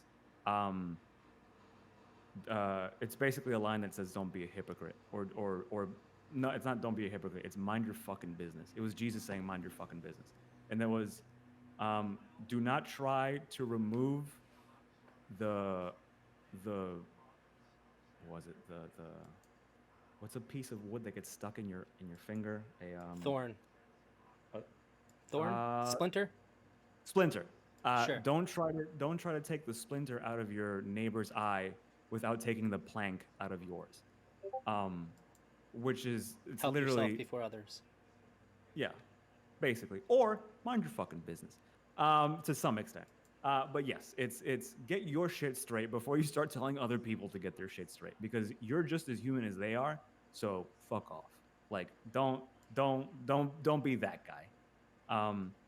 And I think to some extent, I was that guy. I think everyone is kind of that guy at some point or another, or Sure. at some point in their life, or at specific intervals, or during specific situations. You know what I mean? Like, you're human. Human's gonna human, baby. You know what I'm saying? But you kind of just have to understand that you are always, in some way, shape, or form, a work in progress, and so is everybody else. Just kind of chill, right? Sure. Because I did have this like, I need to be better, and I think you always need to be better, but it was always this competition with, I need to be better than that person. I need to be better than that person. If I picked up a project, it was, I got to be better than you. Otherwise, there's no point in this. I can't be half good at guitar. I've got to be a god at guitar. And shit like that makes me stop wanting to do shit. It makes me not want to play guitar, because I go, what's the point? I'll never be God. So what's the point? But it's like, that's a shitty mentality to have, and it stops you from doing a lot of fucking things, like, art and the thing that you love. So I was just in a really shitty place, and then I read. I if I'm being real with you, I mostly listened to a couple of Jordan Peterson talks, specifically the ones where he talked to like people live. Mm-hmm. And then I read maybe the first 2 chapters of his book before I was like, okay, I think I've gotten all I really need to get out of this, just to kind of get out of my funk. Now, you can argue that Jordan Peterson at that point really isn't that big of a deal. Maybe the first 2 chapters are not too bad, and everything else is dog shit. Maybe.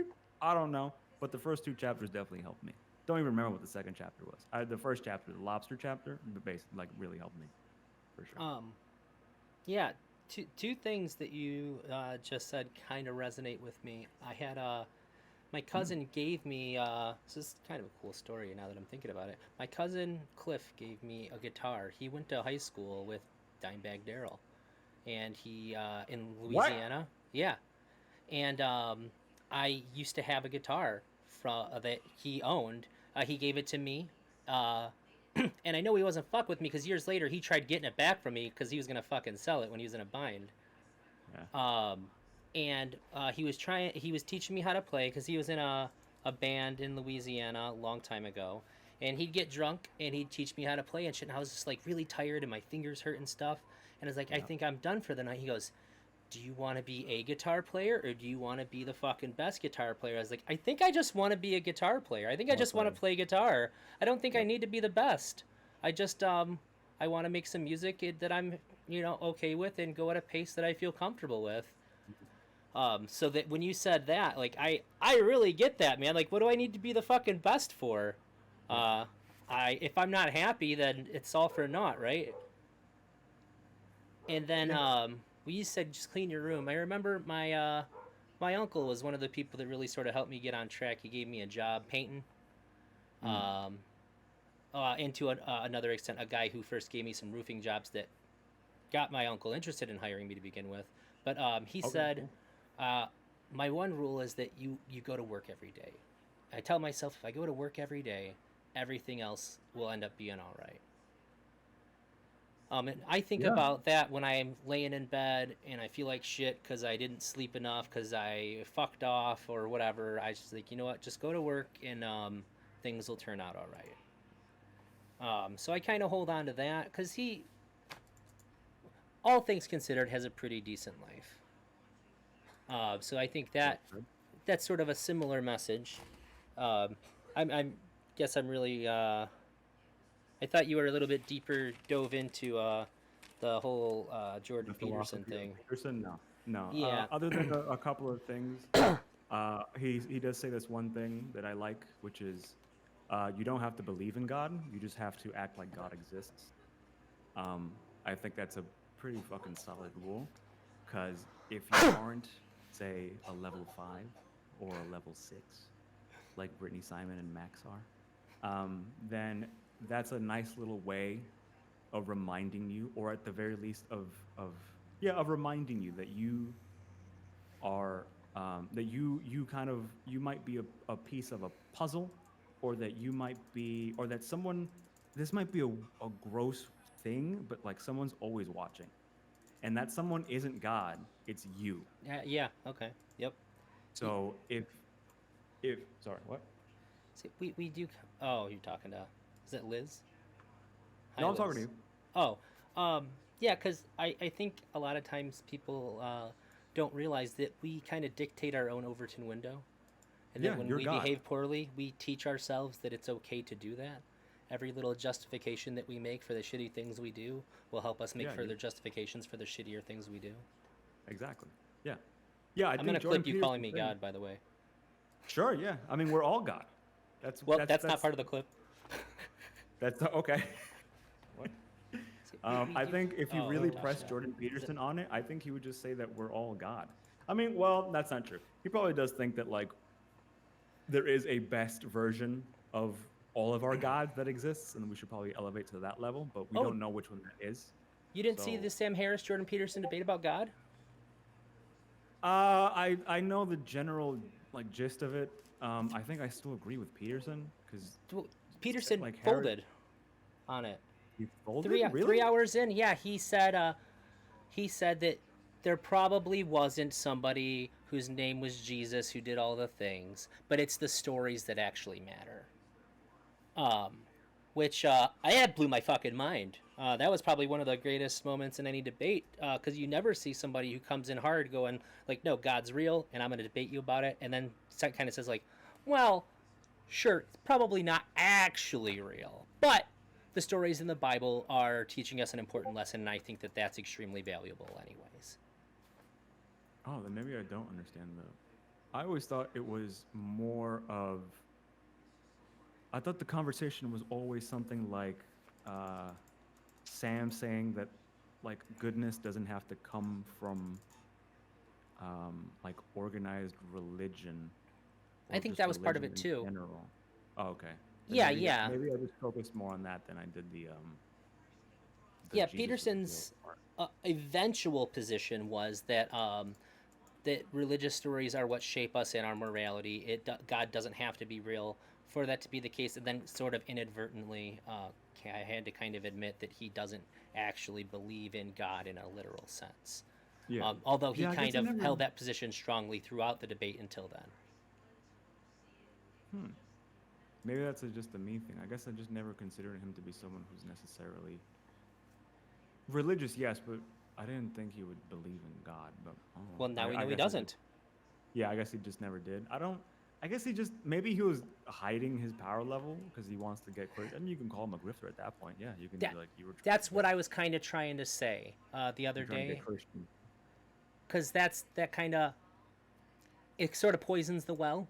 It's for me a little bit when we get to that point, and then it's like, Sure. well, all right, I guess I don't. And it like, I had to wonder if he is sort of between a rock and a hard place. Do I say to my like super Christian fans that I don't actually believe in God, or do I poison the well for maybe them too and everybody who's on the fence about me by being intellectually dishonest here? Hmm. Um, Yeah.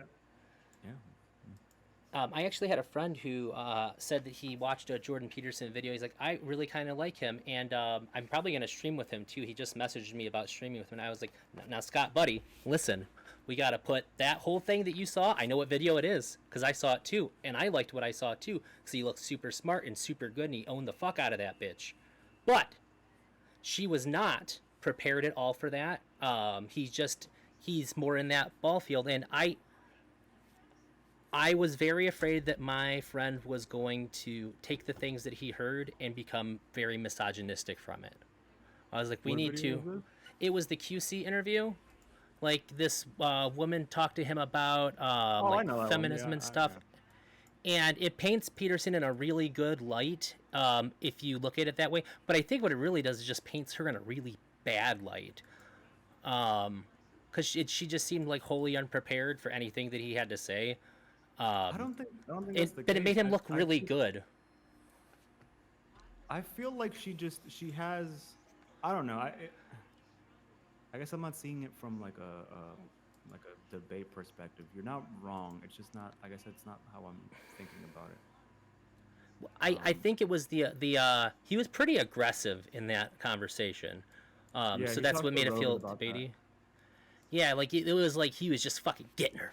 You know, it was like a cheetah Well, he going was- after his prey.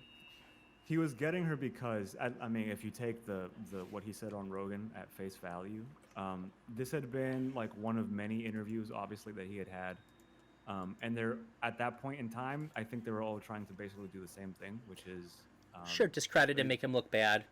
I character get it. assassin. I get it. So- But if you only see that, Yeah, he looks like a beast. You know, you're like, oh fuck yeah, he's getting in. Oh, like you know how people watch these kinds of videos and stuff. Yeah, liberal gets owned by big dick conservative. Yeah, and my buddy, he wanted to do streams with me because he comes to me a lot when he doesn't understand certain things and he kind of wants a different perspective about what he's seeing and hearing.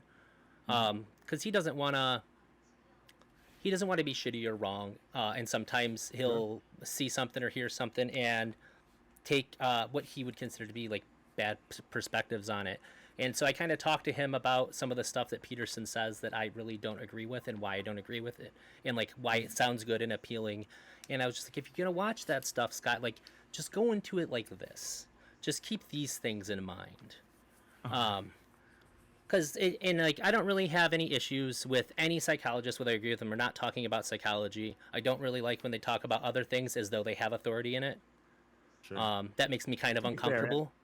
To be fair, everyone kind of does that, right? Yeah, and I don't like it. Everyone does it. I think it's probably a little bit worse because he is an academic, so it's to some degree he is. It like- implies a sense of authority. Yeah. So, yeah, so I just like let's just be a little bit careful when we're engaging with this kind of stuff that we're going into it with the right mindset. Right. I don't like viscerally hate him or anything like that. I just I preach a bit of caution when watching his YouTube videos. I think that's fair. Yeah, I mean, a lot of the stuff I learned, I kind of just learned on my own. Like I just stay shut. I just stay quiet, and then I observe. So at Why? one point, what's up? He made me. I've been playing Magic, and this is my last chance to like get a win in my draft, and he paid 1,000 points to make me lose the game. I'm sorry to cut you off. That can happen. Yeah, that's one of my rewards. You can make me die in the game or concede if I'm playing a card game. Who did that? What My dick buddy face did- Zach. Oh God. I'm sorry to cut you Zach. off. That was, that one hit me right in the feels. Sorry, I'm so sorry. Go on. I hope I didn't ruin your Yeah. train of thought. Zach, you stupid fucking piece of shit. What was I saying? It might have ruined my train of thought. I really need to get a Shit. Adderall prescription. It's doing wonders for me, buddy.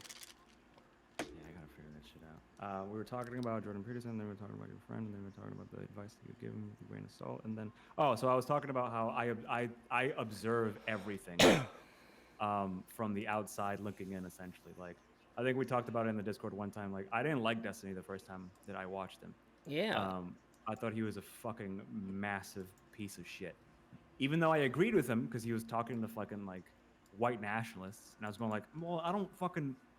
Look at my fucking skin. Like, of course I don't agree with this douchebag, but like, just the way he would talk to people, it was just like fucking so disrespectful that I'd just be like, ugh, like, cut it the fuck out, you fucking white knight.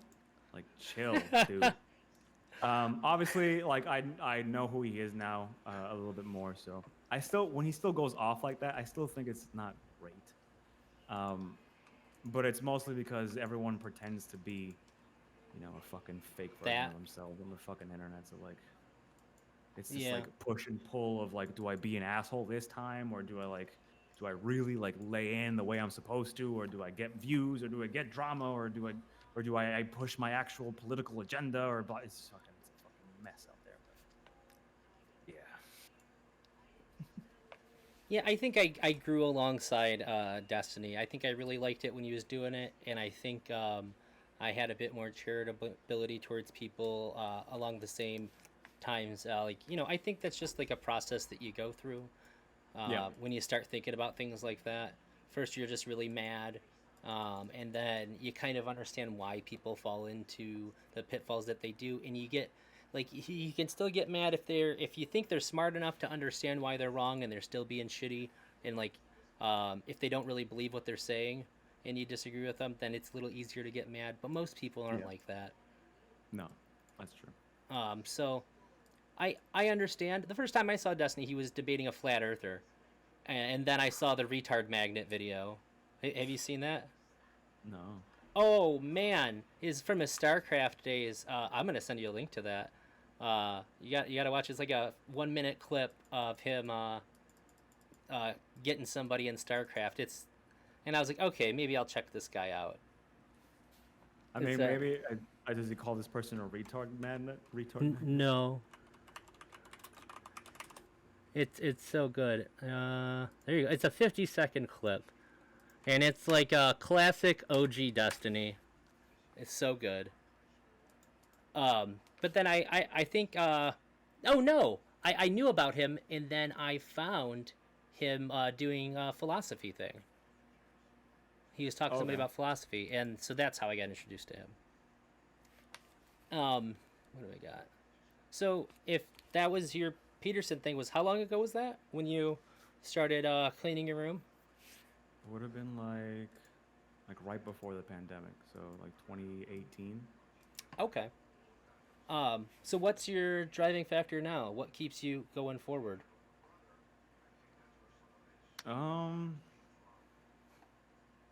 Shit, I don't know. I guess I don't want to be dead. So he just grabs a bottle of whiskey, starts chugging it. Yeah, I guess, yeah. So I don't want to be dead, so I got to make money in order to survive. So it's just that. But part of it is I've grown up, and then this is maybe going to make me sound like a dick. I don't know. Obviously, there's that thing that I showed everyone on the Discord, like my bona fides, essentially, of the little tiny bit of music that I know, and the little bit of skill that I have. Yeah. Basically any time I've had, like I can't count how many times I've been complimented on things that I thought were subpar. And then I've always grown up pretty humble. I would say to some degree I still am humble, but now that I have something like a meta understanding of me and my life, I'm noticing that if actually this is another Jordan Peterson thing. It says the take care of yourself as if you were a patient that you were taking care of and not just yourself.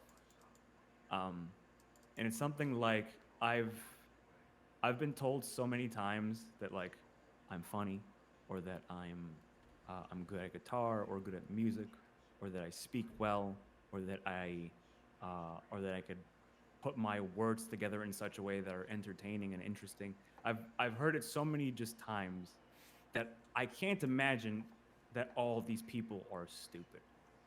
At some point, and maybe this is me also learning that like we're all just human. At some point or another, I have to take myself off of the pedestal that I think that I'm supposed to be on, and just simply do the damn thing and get the pedestal that I am supposed to sit on. Whether or not that's high or low, I don't know. If we're tracking the fucking metaphor here, but there's something in here somewhere that makes things come out of here and here that people gravitate towards, and I don't understand it necessarily, but I don't need to. You do have a beard that I could get lost in for days. You see, I gazing can't into take that deep abyss. I have to take compliments like that, but I can't. They're difficult because it's just something in me says no. They're lying. They're lying or they're stupid. It's one of the two things. It can't be good. It can't be that you just like my beard. It can't be that you just find me entertaining. It has to be that you're lying. It has to be that you're trying to get something from me, even though there's nothing to get from me. So I don't know. It's kind of this thing where what drives me at this point is simply that like I just want to see what happens if I don't stop. Because I've started and stopped so many times that I know what happens when I stop. I work a 9 to 5 that I told myself at 15 years old once I picked up the guitar that I wasn't going to do. And now 15-year-old me yells at me every morning. I wake up and I go and I sit down in front of my laptop to do another 9 to 5. He goes, "What the fuck are you doing? Get up off your fucking ass, stupid, and do some shit." And I keep going like, "Yeah, but like no one likes me." And 15-year-old me is like, "Stop being a fucking beta cuck and hurry the fuck up and do some shit with your fucking life before you die, stupid." So instead of listening to the voice that says no, I just ignore that voice now, and I only listen to the 15-year-old me, which, to be fair, had a decent head on his shoulders, a little bit immature, as we all were at 15 years old, but like a halfway decent head on his shoulders. So I'm just trusting 15-year-old me now, and I'm just doing the damn thing. I'm just doing it, and we'll see what happens. I'm making, I'm doing the best that I can, to make something that I'm just happy with. So even though the Boundaries review didn't get as many views as I would have liked, I still like it. Like I like it. Yeah, I like it. It's good. I watch it and I go, fuck, how the fuck did I come up with this? And I don't know how I came up with it. I really don't. It almost feels serendipitous. It almost feels like it's just supposed to be that way. I don't remember sitting down going like I didn't take notes going like I will open the video with the TikTok of I fantasize of whatever I want, and it's like I didn't write any of that down. I just went like, okay, let's turn the fucking lights off. Let's record this. And then halfway through it, I was like, oh, what if I just like turned the lights off and then turned them on slowly, and then I just recorded it. And then I was like, oh, what if I just stare into the camera and then say hi horses like he does, and then I just recorded. And then I put the music on top of it, and I was like, oh, the beginning does sound like a ticking time bomb. What if I use that to open? And then sure enough, I just added it, and then the intro happened. Like so it wasn't any thought. It was just like that's what is in my brain, and I put it out there, and then you watched it 6 times, and then I watched it 4 billion times. I think it's a fucking amazing intro. But it feels like an out of body experience. It doesn't feel like I'm the one who did it. It feels like someone else did it for me and just happened to use my body. Like sure. It's so odd, but it's a great way to put it. When I write something good and I like it and somebody else likes it, I always feel like I'm reading it as I'm writing it. Yes, yeah. Like I'm it not happens doing it. through me, yeah. Yeah, it was supposed to be there the entire time. All I did was like write it. Yeah, I just colored it in. Already, yeah. This was in the ether. I just put it on paper. That's all I did. So that's kind of how it feels like nowadays. It's like it's an experiment. Like, okay, what happens if I just let it keep going? Because I have all these ideas. I have all these thoughts. I have all these things. I've shown you guys like Boost, my Rocket League show.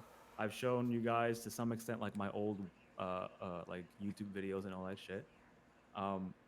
And that was I always stopped. I always just went like, nah, it's not good. Nah, it's not good. But it's like I watch some of the old stuff and I go like, I don't know, bro, you're kind of funny. Like Yeah. I'm giggling to myself, watching myself, and I go hee hee hee, and I go, buddy, you're having a great time. Why don't you just do it? And I go, but like, what if one guy doesn't like it? And it's like, then that guy can go eat dicks. Who cares? Just keep doing it. Like, do you really want to like let go of an opportunity that you might get? Like, what happens if you are supposed to be like the next fucking Markiplier or PewDiePie? What Right. happens then? Like, then you just leave it on the fucking table? Millions of dollars? Pay off your fucking car? Pay off all your student debt? Pay off your mom's fucking house so you can get her to shut the fuck up? Like, you can't just do the damn thing. It's not like it requires that. It's not like you're fucking doing anything anyway. You're just jerking off and getting drunk. So it's like, go fucking make a video every once in a while and see what happens. And then I just keep doing it now. It just kind of keeps happening now. Yeah. I think my approach to doing streams is like I want to do this because I want to do it. It makes me happy. It's fun. I've seen people do things like, man, I want to do that. So like, why am I just not doing it more? I sort of like fucked off and just sort of streamed because like whatever. I was locked in my house for the pandemic and I was bored. But now it's just like, I want to do things the way I want to do it, and I think I really like the people that are doing the things that they want to do. It inspires me. Watching your streams inspire me to make the things that I want to make, and not worry about how many views it's getting or anything like that. Yeah, that's the biggest thing. I want to promote messages like I did with you subscribed to me during it too when I talked to Miss Eldritch. Yeah. Things that matter to me, that I'm passionate about. It makes me feel good just to do it. And I think that's and if something good comes from it, that's beyond that. Good. Yeah, that's beyond that. That's right. Then that's extra. I know that I'm making art and I'm learning and I'm gonna get better at it. But I'm doing it for me because it makes me happy. And I think I'd rather do that than just sit around doing nothing and not feeling inspired to do anything. Yep. So when you say that stuff, I feel that. I feel that a lot. So, talked about Jordan Peterson and Mr. Girl, all that. I just have a couple more things for you, and I think they're a lot more lighthearted. Okay. Part of this question is where you grew up. I don't know if you're still from there. Is it okay if I mention where you're from? I don't know if you ever said on stream. So you said, unless I'm mistaken, you grew up in New York City? I did, yeah. Okay. So I really want to know, like, what's the wildest shit you've ever seen? I'm sure, like, living in there, I'm sure something pops up into your head.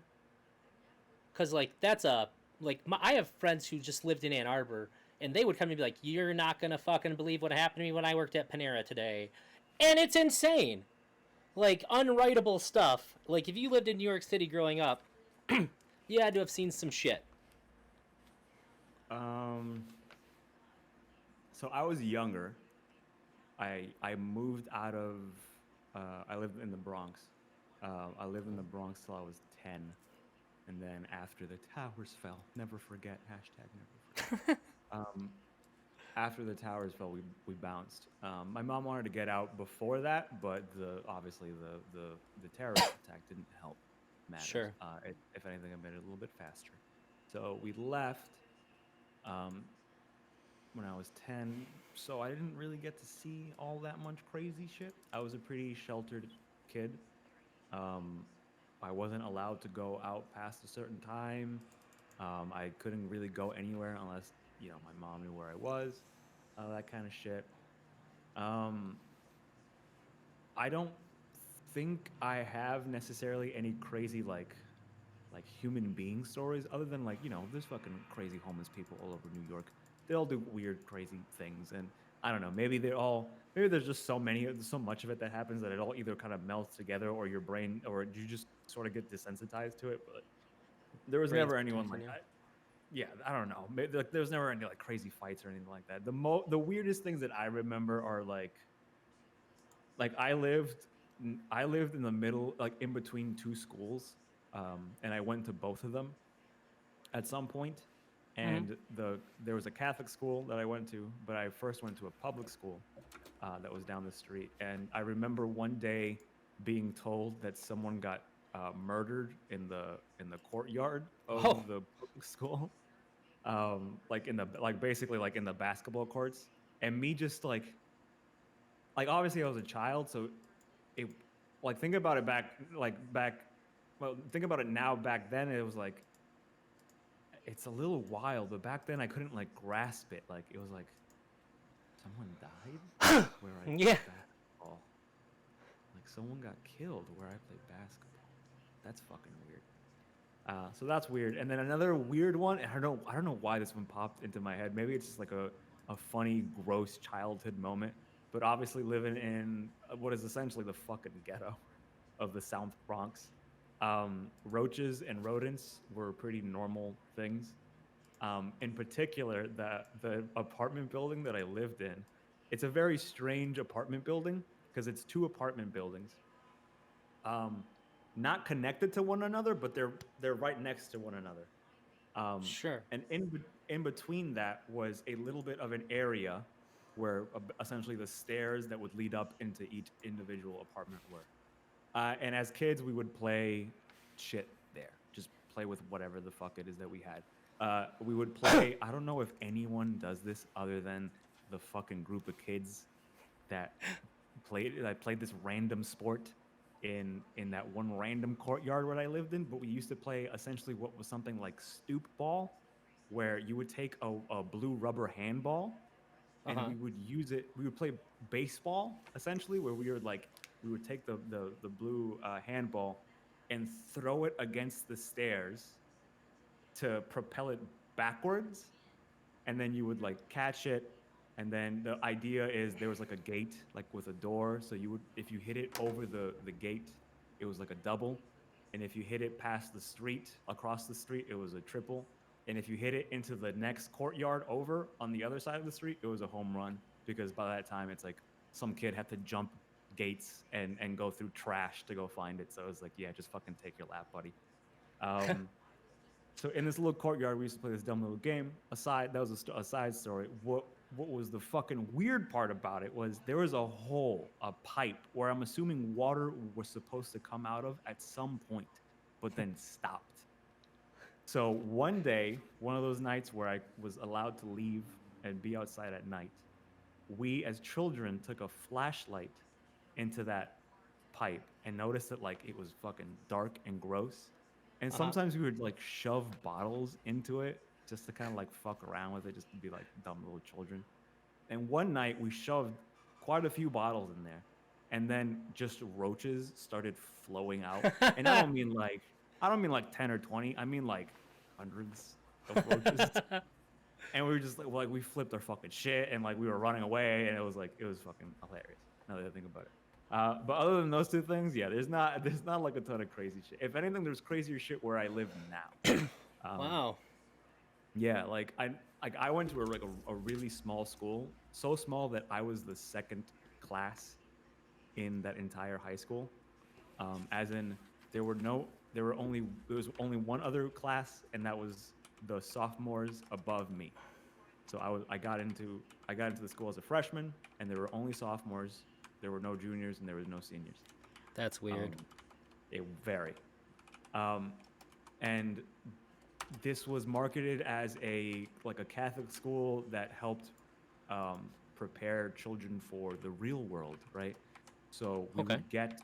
um, we had a co-op program where tuition was cheaper, but tuition was cheaper because the school made deals with businesses in and around the area, and then kids would work 1 or 2 days out of the week at these, like basically like 9 to 5 office jobs. Um, Okay. so they would pay a little bit of your tuition. You got a little bit of work experience that you could obviously put on resumes and all that bullshit, which helped a ton. Oh, Um, okay. but it was marketed as like, hey, don't go to the fucking public school, come over here to the nice private school. But it's just really where all like the the same broke brown kids, except their parents knew that it'd be cheaper to send them to this Catholic school in the long run. So I remember during my first year, there was this beef with one guy in our class, actually in the class above us, and then a beef with another kid in another school. Apparently, like I don't know, like his girl fucked the kid from our school, and he showed up with something like 50 kids. Oh, So there was just a war at some point in our parking lot. Um, just like because it was like two dudes, obviously, who got beef, some friends of both groups, and then like an audience essentially. And like the school is not close. Actually, at that time, it actually was kind of close. But yeah, there was just like a whole like seriously like 20, 30, 40 kids showed up from a different school just to watch these two duke it out. wow. And there were like teachers running into it, like trying to stop, and like it was genuinely fucking hilarious. It really was. Um, and then what else? I'm trying to think of Sounds what like else. an anime subplot. A little bit, yeah. Except they really actually did beat the fuck out of each other instead of it being like coy and cool and like, oh, I'm gonna fight you with my moves. It was like there's just two dudes beating the fuck out of each other. I didn't stay for long. I was like, this is not my thing, and it really wasn't my thing. I'm not like social anxiety, big crowds, all that jazz. I just don't do it. So I was like, okay, y'all have fun. Bye. I'm going home now. I got guitar to play. I got shit to do. Well, I'm glad I'm asked because it's one thing to like read articles and stuff about poverty, but no, just kidding. No, I mean it's true. It's true. You're not wrong. I think it's funny because it's like I didn't really think about it until like I started like watching more Twitch and Twitter politics. Like, yeah, I guess white people don't not white people, but like yeah, I guess like more affluent people just don't understand what it is to be kind of in those places. I think you do. You understand to some extent, I'm assuming. I lived in a trailer park for a period of my life. So you get it. Yeah. It's not like maybe like the cultures are a little bit different, poor brown versus poor white, but like you're poor. Yeah, It doesn't it's I not that lived in a much better. trailer park in Rochester Hills, Michigan, like one of the richest areas. I went to school with all the rich kids, and I was Yeah. the poor kid. And Yeah. like me and my friends that always got in trouble all the time. And like when somebody had drugs in the middle school, it was always one of us. Not me, but it was always one of the kids from where I lived. Yeah, the trailer park kids, yeah, of course. Yeah. So yeah, I get it. I get it. Yeah, But yeah, I it's guess it's weird. it's so weird because it's again weird's not bad, it's just weird. Yeah. But yeah, it is one of those things that I've had to learn. Like, oh yeah, like shit. I guess some people just don't get it. Some people just don't understand what it is to be poor. Like they don't understand what it is to not have the things that they always had. Yeah. And it becomes. Oh my god, sorry, fucking genitals in here. Jenny. Fucking genital, fucking. Yeah, it's just one of those things where you're just like, yeah, it does make sense why you think the things that you think because you're trying to help, but in trying to help, you're treating us. It's degrading. Yeah, you're kind of degrading us in a sense, and maybe to some extent, it's kind of what you have to do, right? But can I just redeem a lot of those in a row? Please don't. Not right now. Not right now.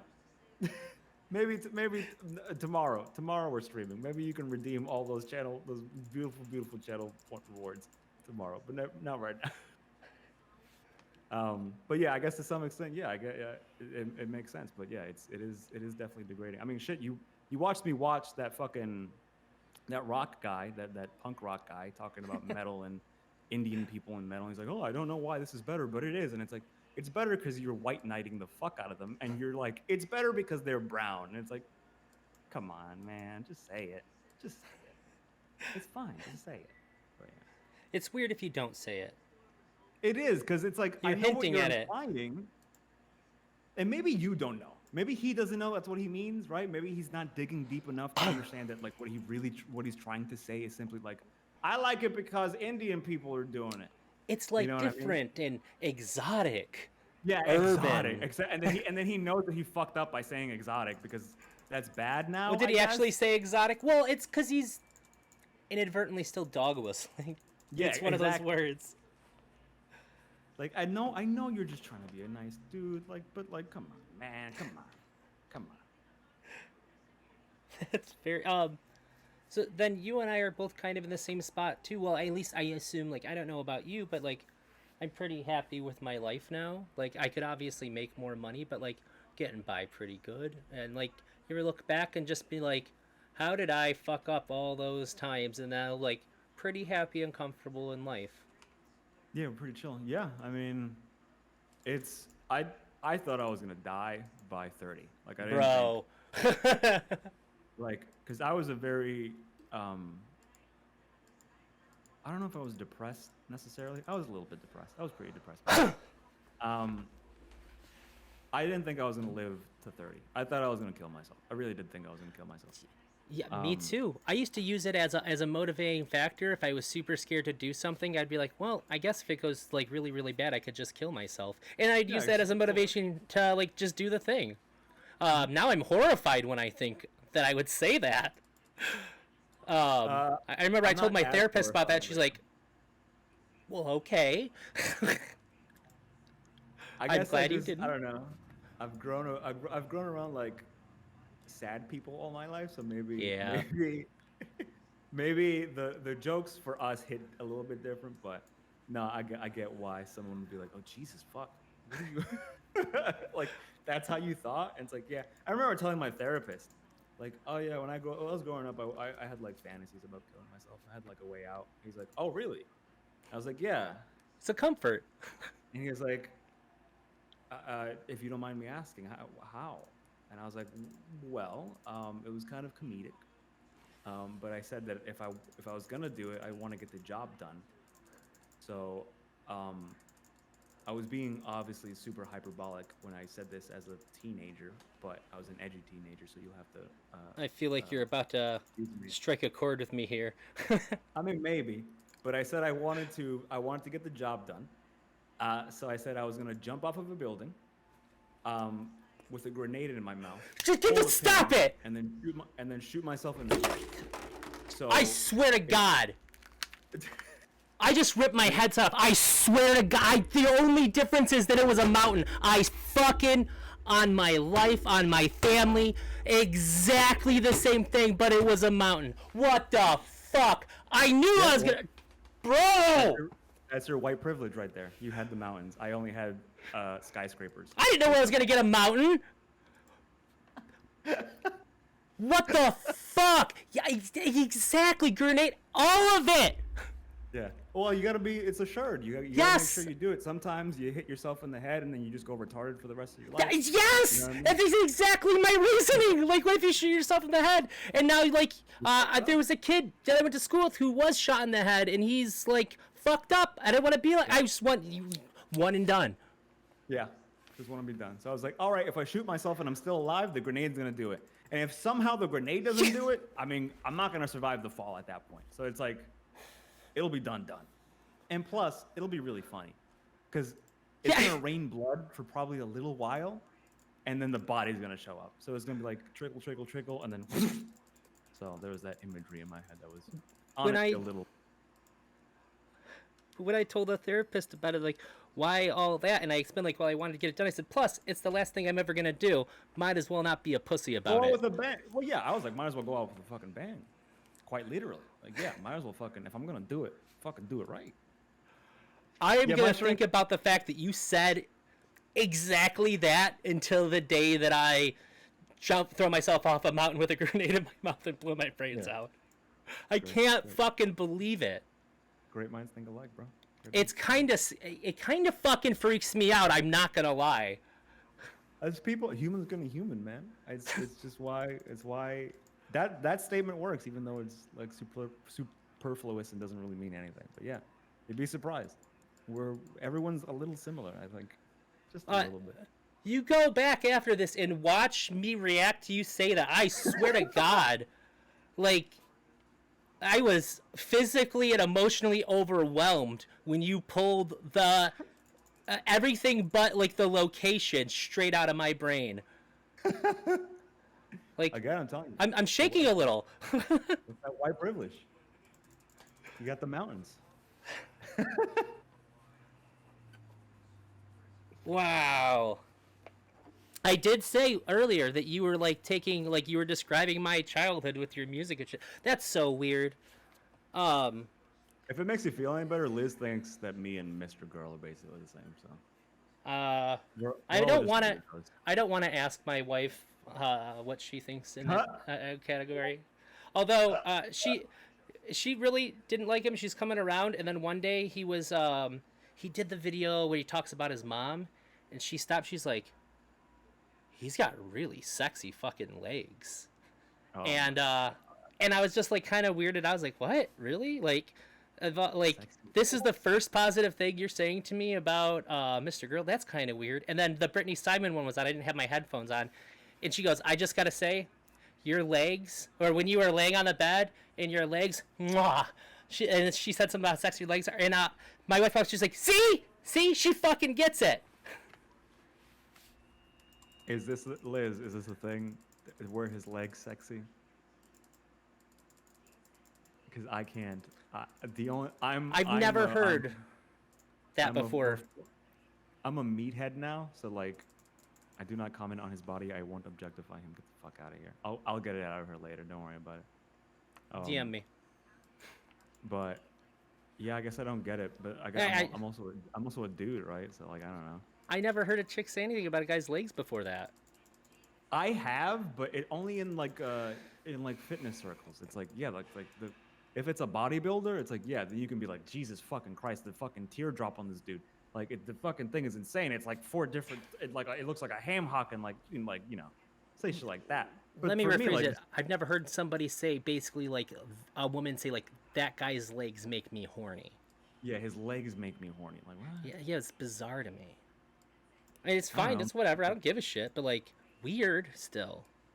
Maybe it's like a vulnerability thing. Like, oh, his legs are out. It's not a thing that dudes do, or something. I don't fucking know. I have no idea. Not okay.